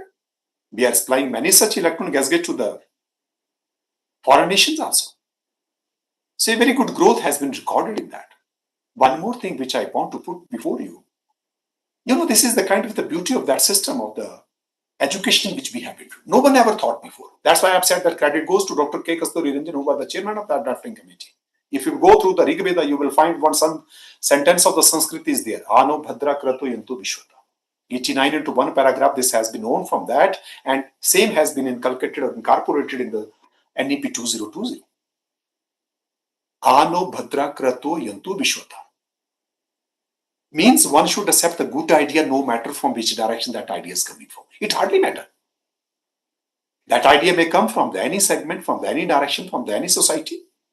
If that idea is noble, if that idea is good one, we must accept that, embrace that idea. For the first time, University Grant Commission created a provision to engage those individuals who is having such knowledge of art, architecture, sculpture, painting, or any other discipline. To engage those individuals in the system of the higher education with the nomenclature as a professor of the practice, irrespective of the age of the individual, irrespective of the qualification of the individual. So friend, neither age nor qualifications are the limiting factor. Our aim is to fetch that knowledge. Our aim is to grab that knowledge. We do not want that knowledge may disappear. That may perish along with that individual. हम ये नहीं चाहते कि वो knowledge का खजाना उस व्यक्ति के साथ ही खत्म हो जाए.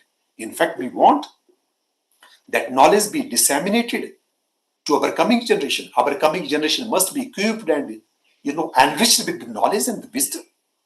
So for the first time, this provision has been created that the professor of the practice, and it has been started by the many such institutions, many such universities all over the world. Many such universities. When this policy was inaugurated, it started, we were having the 8th theme.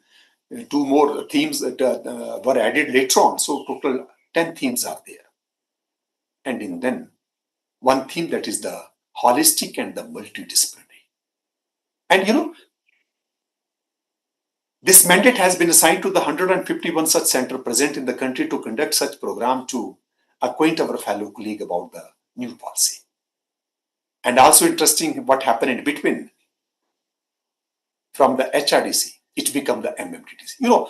Initially this policy, actually this idea was conceived in the 1986 commission and it became effective from the 1987. Then it was a academic staff college actually. Total 66 centers were established in the country and they were imparting the kind of the refresher course and the orientation program to refresh the memories of our fellow. It continued for the longer period of the time and finally in 2014 it became the HRDC, and on very important day, that is the 5th of the September 2023, on that auspicious day of the Teachers' Day, it became the MMTTC, that is the Malviya Mission Teacher Training Center. So friend, this academic staff for HRDC finally became the Malviya Mission Teacher Training Center. We all know who was actually the Malviya ji. It was a wonderful to remember the contribution of that unsung hero of the freedom struggle. A man who contributed a lot. He was a great academician, he was a great reformer, he was a great historian, he was a great reformer of the society or the education. He was a great freedom fighter also, that Pandit Madan Mohan Malviya ji, to remember his contribution. Credit goes to that man who established one of the premier institutions in the country, that is the Banaras Hindu University. Under those odd circumstances, under those hardships, he worked a lot, he visited door to door, he visited different segments of the society just for the charity, and he established that institution, BHU, Banaras Hindu University. On very important, that is the 4th of the February 1916, Basant Panchami, on that day he laid the foundation of that. He was the teacher there, finally he became the vice chancellor of that country, that university also. So credit goes to that man. He was awarded with the Bharat Ratna, no doubt he was a Bharat Ratna. He was a Bharat Ratna because he was having a very noble philosophy. That's why he was a great academician, a great reformer of the society. I'm remembering his one beautiful quote, what he has said. Knowledge without humility is completely worthless. Knowledge without humility is completely worthless. उस ज्ञान का कोई फायदा नहीं जिसके बीच में सहजता नहीं है, जिसके बीच में विनम्रता नहीं है. Thank you doctor Amrish. हम क्या करेंगे उस ज्ञान का जिसके बीच में ह्यूमैनिटी नहीं है, जिसके बीच में सहजता नहीं है, विनम्रता नहीं है. वो कहते हैं ना कि आदमी का ठीक है, उसका पद बड़ा होना चाहिए, उसकी पोजीशन, पद mean position, whatever the position that individual is occupying, but his man is known by his stature. उसका कद बड़ा होना चाहिए, तभी कहते हैं उसके पद बड़े से नहीं होता, उसका कद बड़ा होना चाहिए. और उसका कद कब बड़ा होगा? Because of his philosophy, because of his humanity, who can understand the other, who is having sympathy with the other individual also. And he was that man. That's why he has said that knowledge without humanity is completely worthless. Thank you. So it is creditable to rename or the kind of the nomenclature which has been given to this HRDC as MMTTC is wonderful. Dear friend, as we know that nothing can survive in isolation. Nothing can survive. We cannot live in isolation. If we think that we are the human being, we are the topmost, we are the most advanced, most cultured, most civilized, and ultimate product of the organic evolution, even then we cannot live in isolation. That's why I've said nothing can survive in isolation. So it has been felt that there is a dire need to have a kind of the collaboration Now that time has gone that people were working on this one particular area, one particular stream. But it is the requirement that we have to come together, we have to join our hand together with the fellow colleagues who are working in the different area, different disciplines also. So that's why this multidisciplinary approach is required. It is required. Dear friend, this multidisciplinary and the holistic and the multidisciplinary. Let us talk about the holistic. First, then we will talk about the multidisciplinary. So holistic means integrated development of the body, soul, mind, and the spirit, and even the intellect of the individual. Integration of all those. That may be body, that may be the soul, that may be the mind, that may be the spirit, even the intellect of the individual. There is a kind of the integration of all those. जिसको हम कह सकते हैं कि holistic development of an individual is required. Not only the one particular. तभी तो मैंने कहा कि we do not want to produce the robotic individual. We want to inculcate those values also. So that is the holistic. We want a kind of the holistic growth. Dear friend, holistic education is an approach that aims to nurture the entire individual, encompassing through the emotional, physical, social, cognitive, and the spiritual aspect of the life. And the spiritual aspect of the life. We need all those. We need all those. That is the holistic education. A comprehensive approach to the teaching to focus on the nurturing the whole person, that is whole individual. That I've said that intellectual, emotional, physical, social, and the spiritual aspect is there. Dear friend, India was the center of the holistic education. There is no doubt in that. India was the center of the holistic education. Many such evidences we have that when rest of the world was negotiating for the civilization, India was having a very wonderful system of the education. It may be Nalanda, Takshila, Bikramshila, Bodh Gaya, Adantapuri, Ratnagiri, Pushpagiri, Ballavi, and many more such center of the education was there in the country. So far, the rest of the world is concerned, we have a very scanty example. It may be the medical academy in the Persia, which was established about the 5th or the 6th century. Persia is actually the older name of the Iran. When Bologna University in the Bologna in Italy was established about the 12th century, that university still continued with the same nomenclature.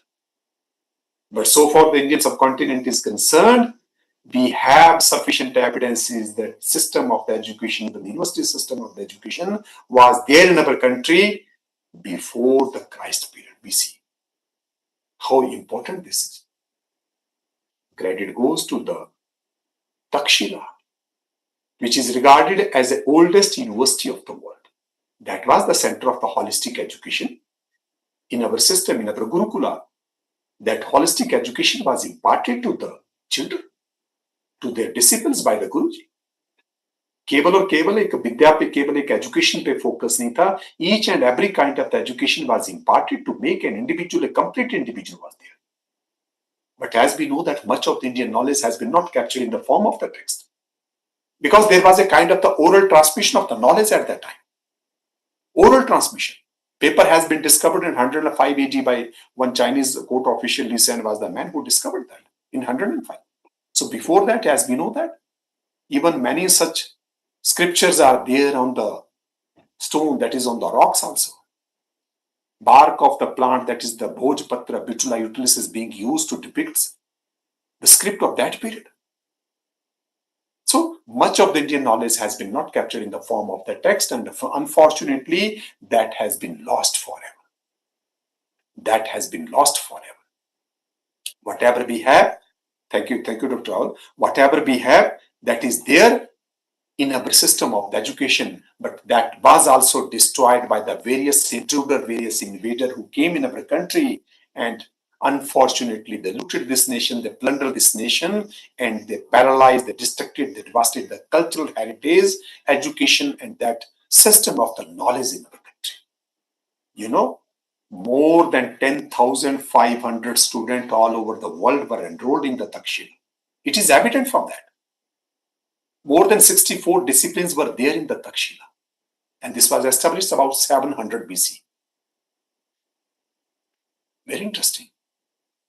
But as we know that various intruder, invader who came in our country, who came from the Central Asia, they were the tribal community from the different part. And unfortunately, same thing happened in the 5th century. This prominent center of the education, Takshila, was destroyed by the Hunas. Hunas led a tournament that destroyed that wonderful system of the education of the country in 5th century, which was established about the 700 BC, that has been devastated in the 5th century. So you can see this institution survived approximately 1,200 years. If you go through the Pythagoras, you might have studied in the physics and the mathematics, that great Greek philosopher Pythagoras. If you go through the biography of that man, it has been written that he visited the 3 different nations, Egypt, Persia, and India. Approximately 354 BC, he was associated with the Takshila. At many places, it has been mentioned that he was the student in the Takshila, where that great Indian philosopher, Chanakya, that Kautilya was the professor of the economics and the political science. So that was our past. That's why it has been said that our past was really very glorious. Our societies, our rituals, our whatever tradition, they were based on the scientific principle and the guidelines. But this system has been destructed and devastated by the various intruders. After this Takshila, you know what happened? Vikramshila was there. Again, a very important center of the holistic education was there in our country. Dear friend, this Vikramshila is located in the Bhagalpur district of the Bihar. Credit goes to the Pala dynasty of that area who established that. But what happened? One fanatist, Bakhtiyar Khilji, he destroyed that prominent center of the education in 1193. 1193 mein, he destructed that. And that center of the Indian mathematics, particularly that Vedic mathematics, has been ruined and turned into the, destructed and devastated, destroyed that center. Same thing happened with the Nalanda. If we talk about the Nalanda, we feel proud that institution like Nalanda was there in our country.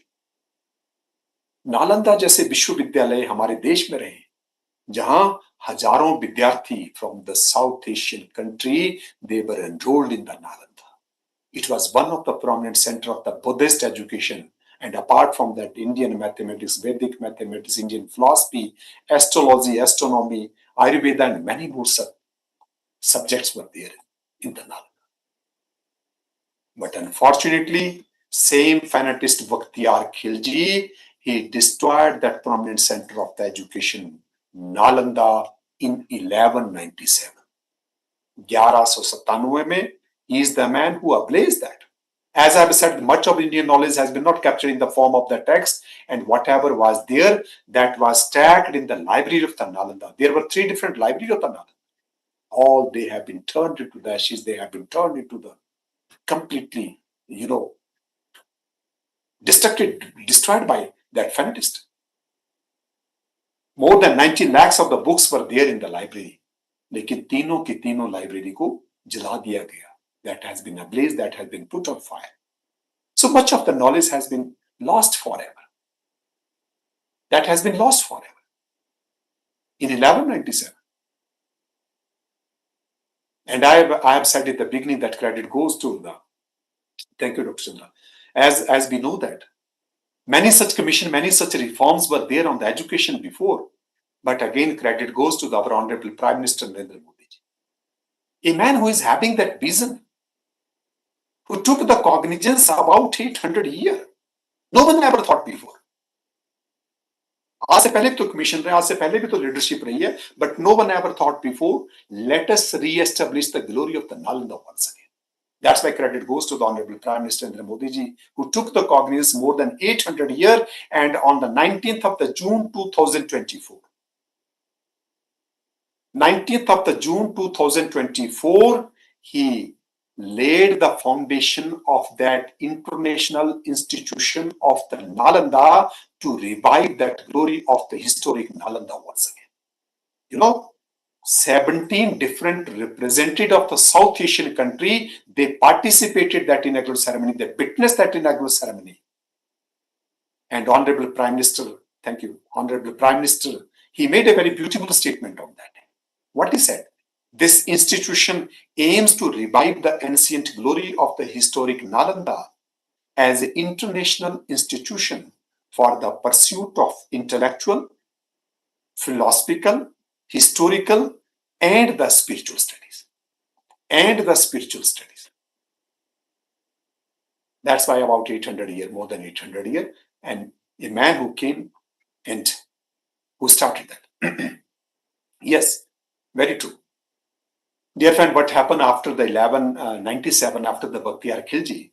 You know, many such intruder invaders, they came in our country. That may be Mughal, that may be the British. And what happened? The destruction, the devastation of our culture, that happened mostly during the period of the Mughals. That happened. And as we know that the Akbar policies were continued, by his son Jahangir and his grandson Shah Jahan. But his great grandson, Aurangzeb, actual name was the Muizuddin Muhammad. That Aurangzeb, what he did in April 1669. In April 1669, he ordered the provincial governor to destroy the Hindu school education and the temple in their jurisdiction. The right to education was completely abolished. No one was allowed to go to the school. Only a few individuals of particular segment of the society were allowed to go to some karkhanas where some kind of the technical education was being imparted, or to some trained individuals, they were known as the ustada. But otherwise, right to education was not there. So whatever the destruction, devastation you can see in the society, our monument, our heritage building, our heritage system that has been destroyed, that is of that period. That is of that period. It was so unfortunate. Then what happened thereafter? You know, that man, I think, ruled more than 50 years. Aurangzeb 50 वर्षों से भी ज्यादा उसका राज्य रहा. So whatever the destruction, devastation you can see, that is of that period. After Mughals, we know that the British, they came into the country. And the kind of the education system which we have at present, that is of that British period. Yes. That British historian Lord Macaulay, who came in this country, who visited the different parts of the country, who very minutely noticed the Indian society, Indian education, Indian culture, many more things. He noticed very minutely. And friend, what happened after going back to his nation? After going back to his nation, whatever he presented before the British Parliament, that was totally unfortunate, that was totally false and fraudulent. That was. You know what he said? On 2nd of the February 1835, I'm again repeating, 2nd February 1835, that British historian Lord Macaulay, he said that Indian knowledge, Indian education is completely worthless. He further added that a single self of the European literature is worth as compared to the Indian knowledge, which is either in the Arabic, Pali or the Sanskrit, because these were the prominent languages at that time. But this was not the reality, friend. He was a very clever man. He was a very, I will say, he was a prejudiced mind. He was a preoccupied mental set he was. But he was very clever in the sense he was knowing that if I will continue or we will continue with the same kind of the system, same kind of the education, same kind of the culture, same kind of the knowledge, same kind of the organization, the society, we cannot rule this nation. We cannot rule this nation. That's why he wanted to create a pool of the Indian people. He wanted to introduce that system, Britisher system of the education, to create that pool of the Indian people who are Indian by blood, who are Indian by color. वो केवल और खून से और रंग से तो भारतीय हो, लेकिन they should be loyal to the Britisher in terms of their taste, belief, opinion, intellect, morality, whatever they have, they should be loyal to the Britishers only. वो केवल और केवल खून से भारतीय हो, रंग से भारतीय हो, बाकी उनका सब कुछ अंग्रेजों के प्रति अधीन। And he, that man succeeded in that.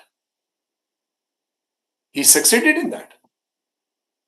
Whatever the system of the education we were having till 1947, that was there. Even after that, तभी तो मैंने बिगनी में कहा कि आज तक जितने भी ऐसी बात हुई है शिक्षा को लेकर के, ये देखा गया कि भारत के बीच में शिक्षा कैसी होनी चाहिए, हम किस तरह से शिक्षा इंट्रोड्यूस कर सकते हैं। लेकिन कभी पहली बार ये देखा गया कि शिक्षा के बीच में भारतीयता भी होनी चाहिए। That's why that element of the Indianization should be there in our curriculum. So you can see the, किसी ने सोचा पहले कि भारतीय ज्ञान परंपरा के बारे में हम let us make a part of our curriculum, that IKS should be there? No one ever thought before. But now it has been mandatory to all the institutions of the higher education to have curriculum on the Indian knowledge system.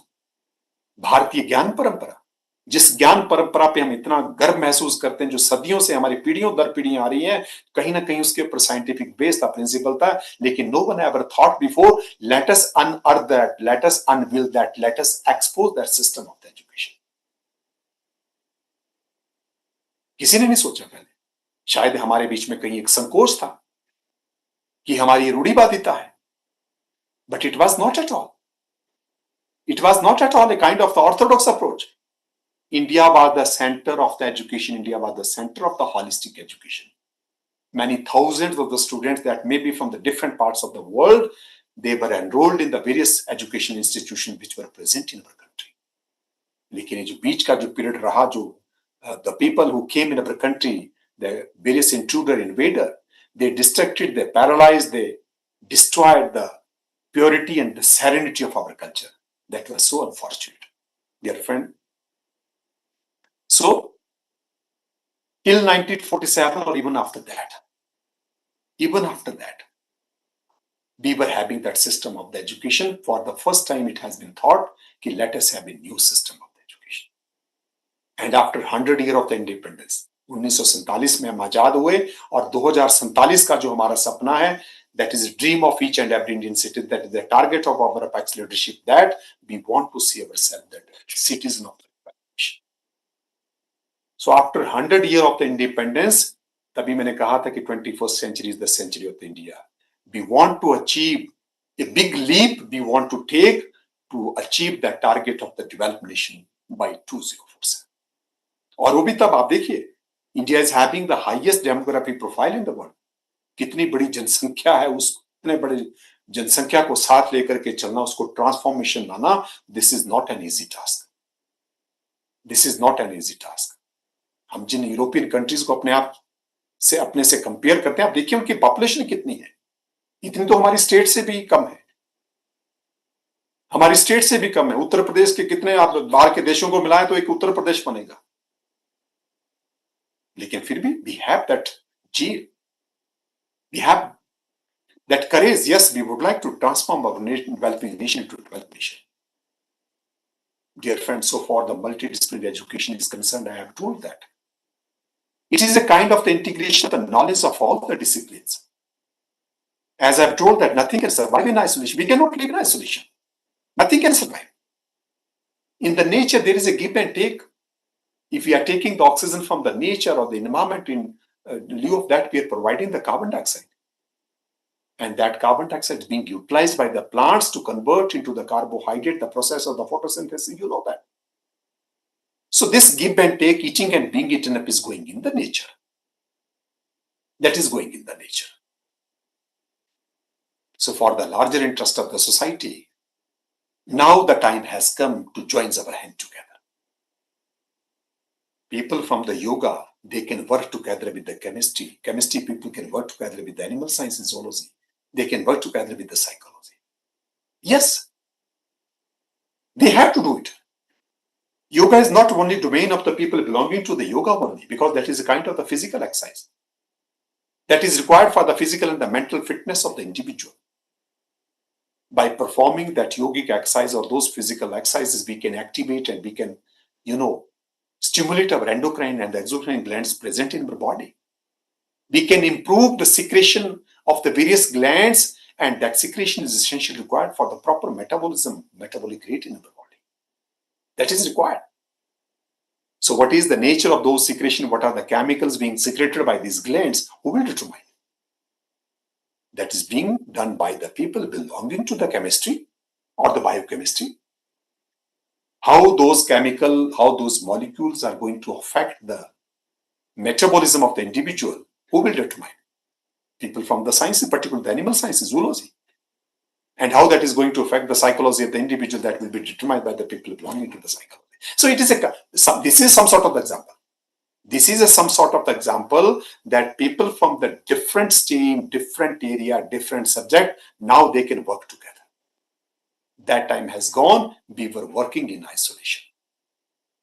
अब हमें सबको मिलकर के चलना for the larger interest of society. We have to join our hand together. That is the multidisciplinary approach. And not only the multidisciplinary or interdisciplinary. As I've said that a student of the artificial intelligence is studying the music or the fine art because it is his taste, her taste, his career, his future. So if they want to develop their self, they can do. They can do. Dear friend, not only the interdisciplinary, not only the multidisciplinary, I think we have to abolish the boundaries of the discipline. हमें वो barrier ही खत्म कर देने चाहिए कि जहां हमने इसको डिवाइड करके रखा है. It should be a kind of the transdisciplinary approach. Whatever the student want to discipline, want to study, want to develop himself or herself, let them develop. Let them develop. So that's why a kind of the interdisciplinary, multidisciplinary, or the transdisciplinary approach is there. And in UGC, in the particular this NEP-2020, this concept is there. This concept is there. Why? Do you think science is the domain of the people belonging to the sciences only? Management is the domain of the people belonging to the management only? There is no management in the sciences people? It is required. There is a management in the family, there is a management in the society, there is a management in the department, in the university, in the institution. There is a prioritization of the things. कौन सा काम कब हमें करना चाहिए, priority हम तय करते हैं, that is a kind of the management. And science is not only the domain of the people belonging to the sciences. It is required for the social sciences, for the law people, for the literature people. Which fruit may contain the which vitamins. And with the deficiency of that vitamins, what will happen in my body? What are those deficiency diseases? If we are knowing about that, we are knowing the source of that vitamin also, I think we can reduce our dependency to some physician, some doctor. Because we are knowing that which fruit is rich in which vitamin, the mineral. And what can happen in my body if I will having that deficiency of those vitamins. So it is not now the domain of the people belonging to the sciences. In our home or in our, you might have seen our houses. If we are not knowing about what is the meaning of the red electric wire, what is the meaning of the blue electric wire, or what is the meaning of the green electric wire, I think there will be a complete dependency on some technocrat to replace an electric bulb or the tube also. क्योंकि हमें पता नहीं है. हमें ये पता नहीं है. थैंक यू डॉक्टर विकास. हमें ये पता नहीं है कि फेज किस में है, न्यूट्रल कौन सी है और अर्थ कौन सी है. So that kind of the small knowledge is required for the well-being of each and every individual. मुझे एक बहुत अच्छा कोट याद आ रहा है उनका अपना, that is the Thomas Henry Huxley, T.H. Huxley. That was a great philosopher. What he said, we must know something about everything and everything about something. अब देखिए, everything about something is our subject which we are teaching to our students. No doubt, we are knowing much about. मैं तो नहीं कहता हूँ कि हम 100% अपने विषय के बारे में आता. बहुत कुछ हमें अपने विषय के बारे में भी नहीं आता, जो सब्जेक्ट हम बच्चों को पढ़ा रहे हैं. लेकिन we know much about that subject. लेकिन इसका मतलब नहीं कि हम दूसरे विषय के बारे में नहीं जानना. We must know little about the other subjects also. आज अगर हम मान लिए बायो साइंसेज की बात करते हैं, लाइफ साइंसेज की बात करते हैं, अगर हम बोले कि नहीं मुझे लाइफ साइंसेज में केवल यही पढ़ना है, लेकिन how we can do that? There is a complete dependency of those instrument, those facility which we generally use in the life sciences on the physics people. X ray diffraction की बात करते हैं, एक्सआरडी की बात करते हैं, हम एनएमआर की हम बात करते हैं, हम वेरियस सोफिस्टिकेटेड इंस्ट्रूमेंटेशन की बात करते हैं, आप पीसीआर की बात करते हैं, हाउ दे वर्क, वो कैसे काम करते हैं, हमें मालूम होना चाहिए. तो that mean that knowledge is there. कौन से मॉलिक्यूल्स हैं, how they are affecting the individual, कौन डिटरमाइन करेगा? केमिस्ट्री के लोग. एनएमआर से हमें पता लगेगा उसकी स्ट्रक्चर क्या है, कितने कार्बन है, कितने हाइड्रोजन उसके बीच में. So that's why I have said that we must know something about the other. Suppose one teacher is very good in his subject. मान लिया कोई केमिस्ट्री का टीचर है, लेकिन कहीं ना कहीं अगर हम मान लेते हैं विषय के बारे में he or she is having a very good knowledge, wonderful knowledge he or she is having, but if that individual fail to communicate with the masses, with the students, I think that will forfeit the purpose. So for the better communication, he or she must know how to communicate. He or she must have that command in the language, how we can imbibe, how we can inculcate those mind with that knowledge. The imbibation of that knowledge will be done with the very proper way. That is the language that is required. So that language is required for the communication. वो कहते हैं ना, खाना जितना मर्जी अच्छा बना लें, बहुत बढ़िया बना लेंगे, लेकिन अगर उसको सर्व अच्छी तरह से नहीं करेंगे तो मजा नहीं आएगा. So that language will serve the purpose how we are communicating with the students. That is a kind of the multidisciplinary. Many more facts are there, friend. Many more facts are there. At present, you might have seen not only the individual, the nation, United Nations feel concerned about the environment. पर्यावरण जैसा ऐसा एक ऐसा विषय है that is affecting each and every individual. We are sufferer of that. Dear friend, we have a right to breathe, to inhale that clean oxygenated air. But we are getting that. If there is a contamination, who has done that? Who has done that? Who is contaminating that? Do you think there is any species who came from the alien planet who had done that? No. At present, 2.16 million species have been known so far. And it is estimated that 3 to 10 million species are still there in the nature who need to be put on record. But in that known species, it is only the human being who is contaminating them. It is only the human being, Homo sapiens, who are contaminating that. We are the most cultured, most civilized, advanced, and the ultimate product of the evolution. हम सबसे ऊपर हैं, हम सबसे ऊपर हैं, लेकिन सबसे ज्यादा कंटेमिनेट भी हम कर रहे हैं.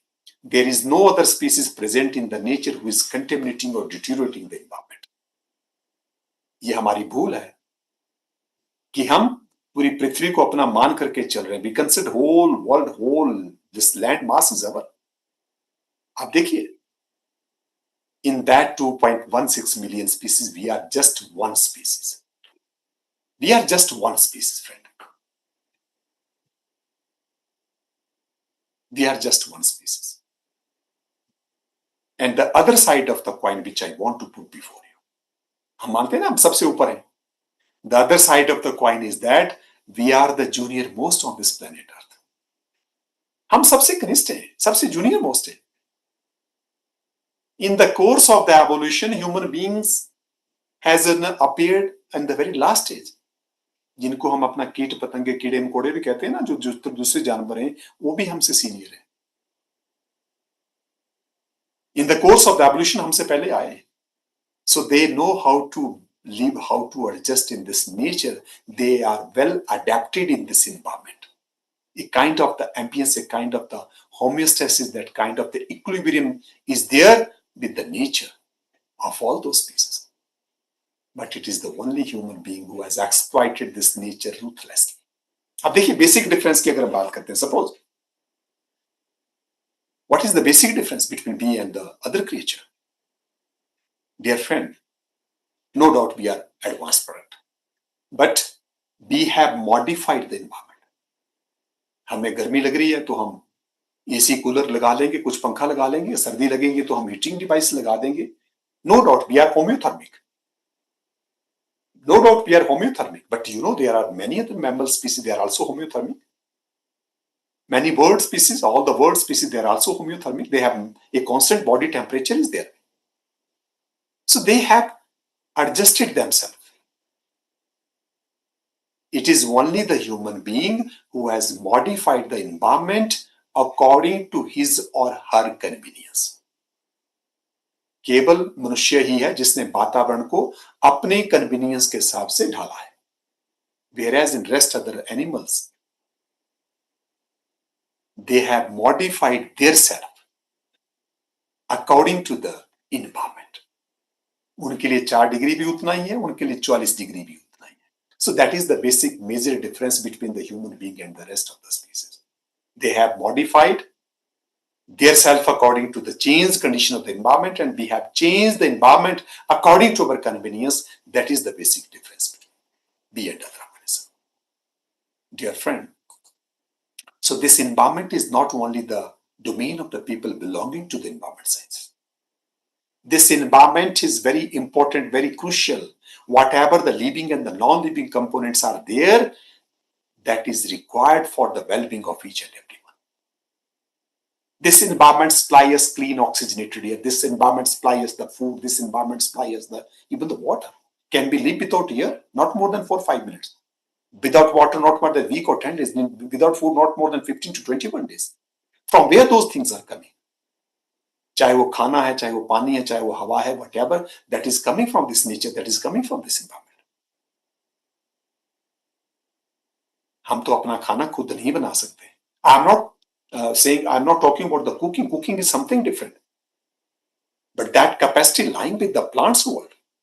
They have that innate capacity to utilize that carbon dioxide in the presence of the sunlight and the chlorophyll to convert into the carbohydrate. The process of the photosynthesis is going in the nature, and that's why that life vested in the plants world.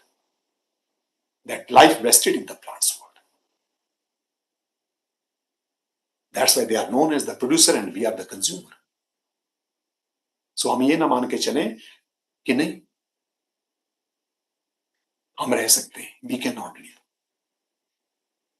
This environment is so important. We must have a kind of the awareness, a kind of the sensitization. How this environment is important. And to whom? हम किसके लिए कर रहे हैं? आने वाली पीढ़ियों के लिए, अपने लिए. The various kinds of the contamination, the degradation of the environment, the pollution of the environment, and many such issues. We are talking about the unsustainability utilization, and that's why we are suffering of that. The trees are being cut every year for the human civilization, that is urbanization, modernization. But you know those trees which supply us clean oxygenated, which supply us the food also. We are cutting all those. Do you think we are proceeding toward urbanization or we are proceeding toward the destruction and the devastation? These trees act as a beautiful sink for the carbon dioxide. You know the process of the carbon sequestration which is going in the, and we are cutting all those trees. We are cutting all those trees. That's why there is a need to make the society aware. Why to preserve this environment? That is required.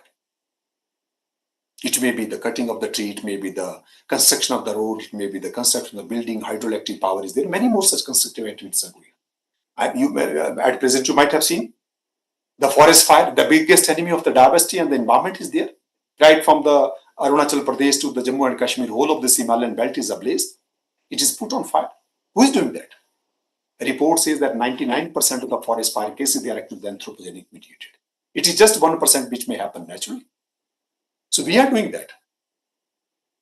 And this forest fire is such a biggest enemy. It does not leave behind that maybe any form of the life in the form of the animal, the plant, even the microbes which are present on the soil surface, but one who convert the fallen leaves and the tubes into the humus, the process of the humidification is going on. Even those microbes have been destructed and destroyed.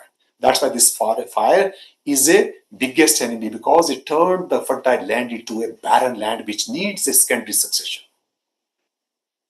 And in again, by burning this fossil, that may be the various organic material, it is contributing the huge amount of the carbon dioxide into nature. Huge amount of the carbon dioxide. Dear friend, you know what is the percentage of the carbon dioxide in the nature? It is just 0.03 to 0.04%. But this CO2 is contributing more than 56% of the global warming. From where the CO2 is coming? It is being emitted by the human being by various activities. That may be industry, that may be the various other kinds. It is happening with that. It may be the acid rain. You know, in the coming period of the time, how much danger is there? Not only the people of the Iran and the what is that country which is fighting with that Iran? That is, but every individual is at the risk.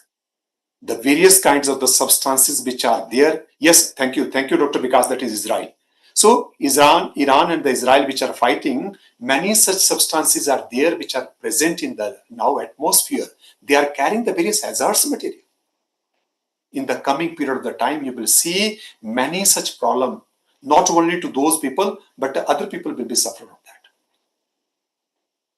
You know how much deaths are annually taking place because of this pollution?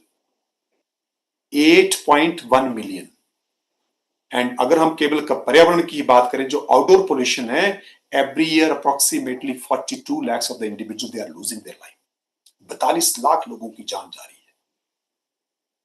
No one is talking about that.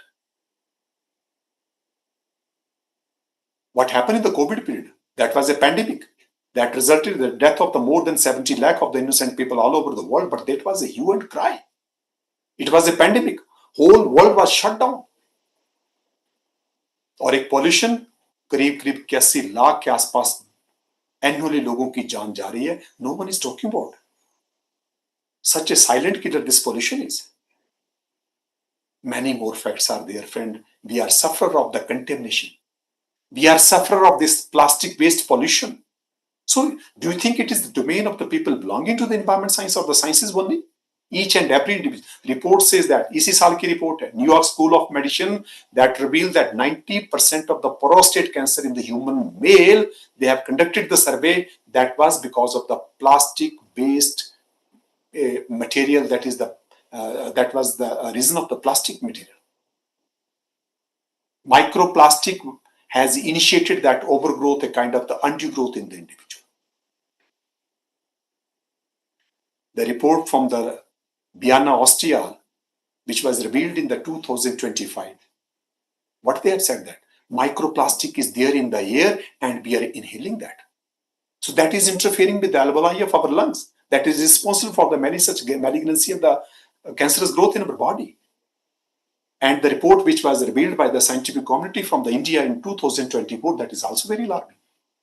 1 kilogram of the sea salt, I am talking about that white salt which we take from the sea, that may contain 50 microplastic in that. 1 kilogram नमक के बीच में 50 microplastic उसके बीच में हो सकते हैं. Even the branded salts are there. So from where this plastic has invaded those salt crystal, which we have thrown hither and thither, that by flowing go down to the stream, to the river, and finally into the sea where crystallization of the salt was taking place, and that is coming back, that is bouncing back to the human dining table. And we are consuming that. हमने ही create किया था, हमारे पास ही वापस आ रहा है. Every year we are using the large number of the chemical in the agriculture system to enhance the crop productivity, to increase the soil fertility. That even to get rid of the problem of the various pests, we are using the chemical, insecticide, pesticide, fungicide, nematicide, weedicide, rodenticide. So many chemicals are being used. And all those chemicals, they are coming back to the human dining table. Many more facts are there. Who is creating? We people. So that's why, friend, in the multidisciplinary education system, there is a dire need to enlighten not only students, but each and every individual. ये जो contamination है कि लीची को डाल के रंग दे दीजिए, केले को उस जहर में पका दीजिए, खरबूजे के बीच में इंजेक्शन लगा दीजिए, हम क्या कर रहे हैं? That's why we are facing many such problem of this adulteration of the contamination of the food particle. कितनी बीमारियां आज हमारे बीच में आ रही? It is the result of that. मैं ज्यादा समय नहीं लूंगा. I want to quote the statement of the Honorable Prime Minister. What he said in the COP 30, which held in the last year in the Belém in the Brazil. Every year, the convention of this climate change, that international committee, they assemble and they have certain target to be achieved in that. So a beautiful message has been given by the Honorable Prime Minister. That is, जो पर्यावरण को लेकर के बात उन्होंने कही है, that is a wonderful message. He wanted to convey to the rest of the community that these issues may be, thank you, Dr. Gupta, these issues may be kind of the statistics for the other nation. ये जो पर्यावरण के जैसे issue हैं, जो nature के साथ जो संतुलन की हम होम्योस्टेसिस की बात करते हैं, ये बाकी देशों के लिए आंकड़े मात्र हो सकते हैं, बट भारत इसको अपने संस्कारों में जीता है. We leave all those issues in our tradition, our ritual, in our society, but there is a need to revive them.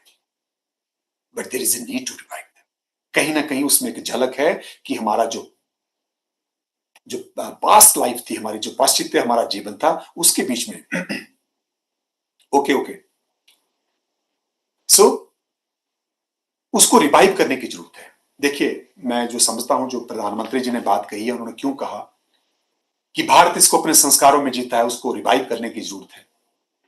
Very true. 2-3 example इसके बीच में, उसके साथ में अपनी वाणी को मैं प्रारंभ करूंगा. What happened 1973?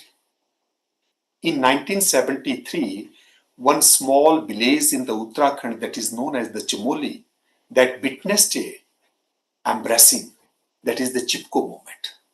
Credit goes to the Sundarlal Bahuguna and the Gaura Devi. They were the leader of that program. But echo of that movement was heard in the Washington DC. Western world also appreciated that how people are aware about that. कि हम पेड़ नहीं कटने देंगे, उसको कलावा बांध. अभी भी इसी साल भी हुआ, जब गंगोत्री हाईवे निकला तो लोगों ने कलावा बांधना शुरू कर दिया और उसको एम्ब्रेस करना शुरू कर दिया. That was a kind of the replication of the Chipko movement, which means they were aware. They were knowing about the importance of this environment. What happened in 1859? That famous Koi revolt which happened in the Bastar district of the Chhattisgarh, Chhattisgarh, in 1859. उस वक्त तो हम अंग्रेजों के दिन थे. The order has been passed by the British government to cut the sal tree which is known as the Sori Arbusta. Thanks to the tribal community, they joined their hand together because it was a kind of the infringement of their rights. तो उन्होंने क्या, उसके बदले में क्या जवाब दिया? एक पेड़ के बदले एक सिर. अगर आप हमारा एक पेड़ काटेंगे, हम आपका एक आदमी मारेंगे. So this is how they protected that beautiful patch of the salt tree in the Chhattisgarh. Or a big tribal community. These tribal people are very much aware. They know the optimum utilization of the nature and the natural sources. Dear friend, what happened in the 1730? 1730 में, there was an order of the king of the Jodhpur Raja Abhay Singh to cut the khejri plant, which is also known as the Kalpatru tree in the Rajasthan. And there was an order to cut all those trees. They were required somewhere. Again, credit goes to the Bishnoi community. 363 people died in that massacre. And the leader of that was the Amrita Devi. Amrita Devi also lost her life. She lost the life of her 3 daughters also. Total 363 people died in that massacre, but they become the history. They become the history. They are being remembered today because of their sacrifice. So that was the kind of the awareness in our society. What is there in the Guru Granth Sahib? Air is Guru, water is father, and earth is mother. आप सोचिए कब की बात है. हवा भी शुद्ध चाहिए, पानी भी शुद्ध चाहिए, हमें अपनी जमीन को भी शुद्ध रखना है. Air is Guru, water is father, earth is mother. And अगर हम उससे भी पीछे जाएं, तो in our culture, in our tradition, our rituals, we have a tradition to worship the plant species. हम तुलसी की पूजा करते हैं, people बरगद को पूजते हैं. हम तो animals को भी पूजते हैं. That may be the cow, that may be the elephant, that may be the peacock, that may be the snake. हमारे यहाँ तो पहाड़ों की भी पूजा होती है. That may be the Neelkant Mahadev, that may be the Kamdagiri, whatever is there. That may be Manimeshila. So friend, this is not an orthodox approach of the Indian people. In fact, this is a sympathetic mindset of the Indian people to conserve the nature. This is a kind of the love, regard and the respect of the nature. ये कोई रूढ़िवादिता नहीं है. It means our ancestry was very much aware. This is the reason that today we have a kind of the connivance with the nature. कहीं ना कहीं animals को, plants को, we have correlated with our local deity, God, goddess, etc., etc. So that people may be aware of that. कि हमने इनको preserve करना है, इनको प्रोटेक्ट करना है, इनको बचाना है. ये भारत ये एक ऐसा देश है कि जहां भारत माता करके कहा जाता है, हम इस मां को भी मातृभूमि को भी मां का दर्जा देते हैं. एक वो मां है जन्म देने वाली, दूसरी ये मां है मातृभूमि जो हमें पाल रही है. क्यों? Whatever the mineral composition there in my body, I have taken from this soil. जिन पंचतत्वों की हम बात करते हैं, all those 5 elements they are coming from the nature. So why not to regard? आपने कभी देखा कि किसी ब्रिटिशर ने बोला, किसी अमेरिकन ने बोला अमेरिका माता? नहीं, कि हम कहते हैं भारत माता. ये हमारे कल्चर में, हमारे संस्कारों में है. I think this may be the reason honourable prime minister said that कि भारत इसको अपने संस्कारों में जीता है. There is a need to revive those values. So this were the kind of the traditional values in our culture. ये वो holistic approach थी, ये वो अप्रोचेस थी हमारे संस्कारों में थी, जो कहीं ना कहीं विलुप्त होगी, जो कहीं ना कहीं हट गई, क्योंकि we followed the western world. हम उनको फॉलो करते हैं. मैं ये तो नहीं कहता कि हमें नहीं करना चाहिए, कोई अच्छी चीज है, हम कहते हैं कि आनो भद्रा कर दो ये तो विश्वता. One should have the good idea no matter from which direction that is coming from. But there is a need to blend all those knowledge, even that of the past period and even that for the today's. We have to blend that modern technique with that traditional knowledge, and that's why we can proceed further. So that was a kind of our concept. So with these words, thank you very much, friends. Thanks for your patience listening. Now this house is open for your queries, your question, and more important, your suggestions, because there is always scope of the improvement and sky is the limit for that. So kindly feel free for any kind of the suggestion. So, thank you. I'm grateful to organizer for giving this opportunity of the academic interaction with the galaxy of intellectual. Thank you, friends. Thank you very much. Sir, may I ask a question? Yeah, definitely, Dr. Vikas. Sir, actually, as far as NEP 2020 is concerned, of course, it's very progressive, and we are catching up the American style, where they have the option of opting any option, be it with science, arts, music, as you told. However, your session was very informative, very colorful. You ranging from medicine, ranging from advices, pollution, environment, everything you covered. And I assume that the new education policy would be similar, that a student will have option to change the things as per their requirement. Sir, my basic question is regarding the implementation part. Suppose in my college, if we take admission for BTech first year, and since we have hired faculties for that work, so in next year we find that most of the students have opted for communication or something different like music, and it's not possible for all the colleges to arrange faculties for music, arts, dance, drama, everything. So there is provision also that for other credits he may go to other colleges or universities. So in that scenario, I see that administration and management of overall funding, overall management, faculty student ratio, this would be disturbed to some extent. So your insight regarding this, sir? No, that will not be disturbed. You know, there is a open system ABC, that is academic credit, bank of the credit is there. A student can earn the credit from the institution where he or she has been registered or for pursuing the BTech or the MTech degree. If that student wishes to study the something else, that may be music, that may be history, that may be something else, or some other courses, he or she can earn the credit from the different institution, even from the foreign nation also. So there will be provision to earn the credit from the different institution. Where that student is finding this subject is not there in their institution and it is available somewhere in another part of the country, he can earn the credit in that particular subject from that institution. So an account will be opened in that system. That is the academic bank of the credit is there, and the student has to earn the credit from the different institution. So he or she can do that. I admit that there is a lot of such hurdles are there, lot of hardship will be there while implementing this policy, but we have to start it. हमें कहीं से तो शुरुआत करनी होगी ना. Exactly. है ना? So हमें कहीं से तो करनी, तो हम इसको शुरुआत करें. Definitely हमने रूसा सिस्टम भी लगाया था, we implemented that also, but you know what happened? Somehow कुछ एक स्टेट में implement हो गया, कुछ एक में नहीं हो सका. There were certain issues in that. लेकिन limitations आएंगे, कोई बात नहीं. That all the limitation will be overcome. There is no such issue. So we will do that. Okay, sir. Thank you so much. Dr. Vikas, thank you. Any other question from the participants? If want to ask. We already have completed the time, but still, sir is available. It's No issue, no issue. good This is for- academic interaction. You are always Yes. welcome. There is no So issue. it is good for everyone. So you can ask if you have any questions, because the session was very informative. Thank you. And sir has covered lots of things with detailed way, and as just because she has mentioned everything. So if you will have any queries further, you can ask. And if no query, then we can close the session. So just we are waiting for a minute to you people if you have any query.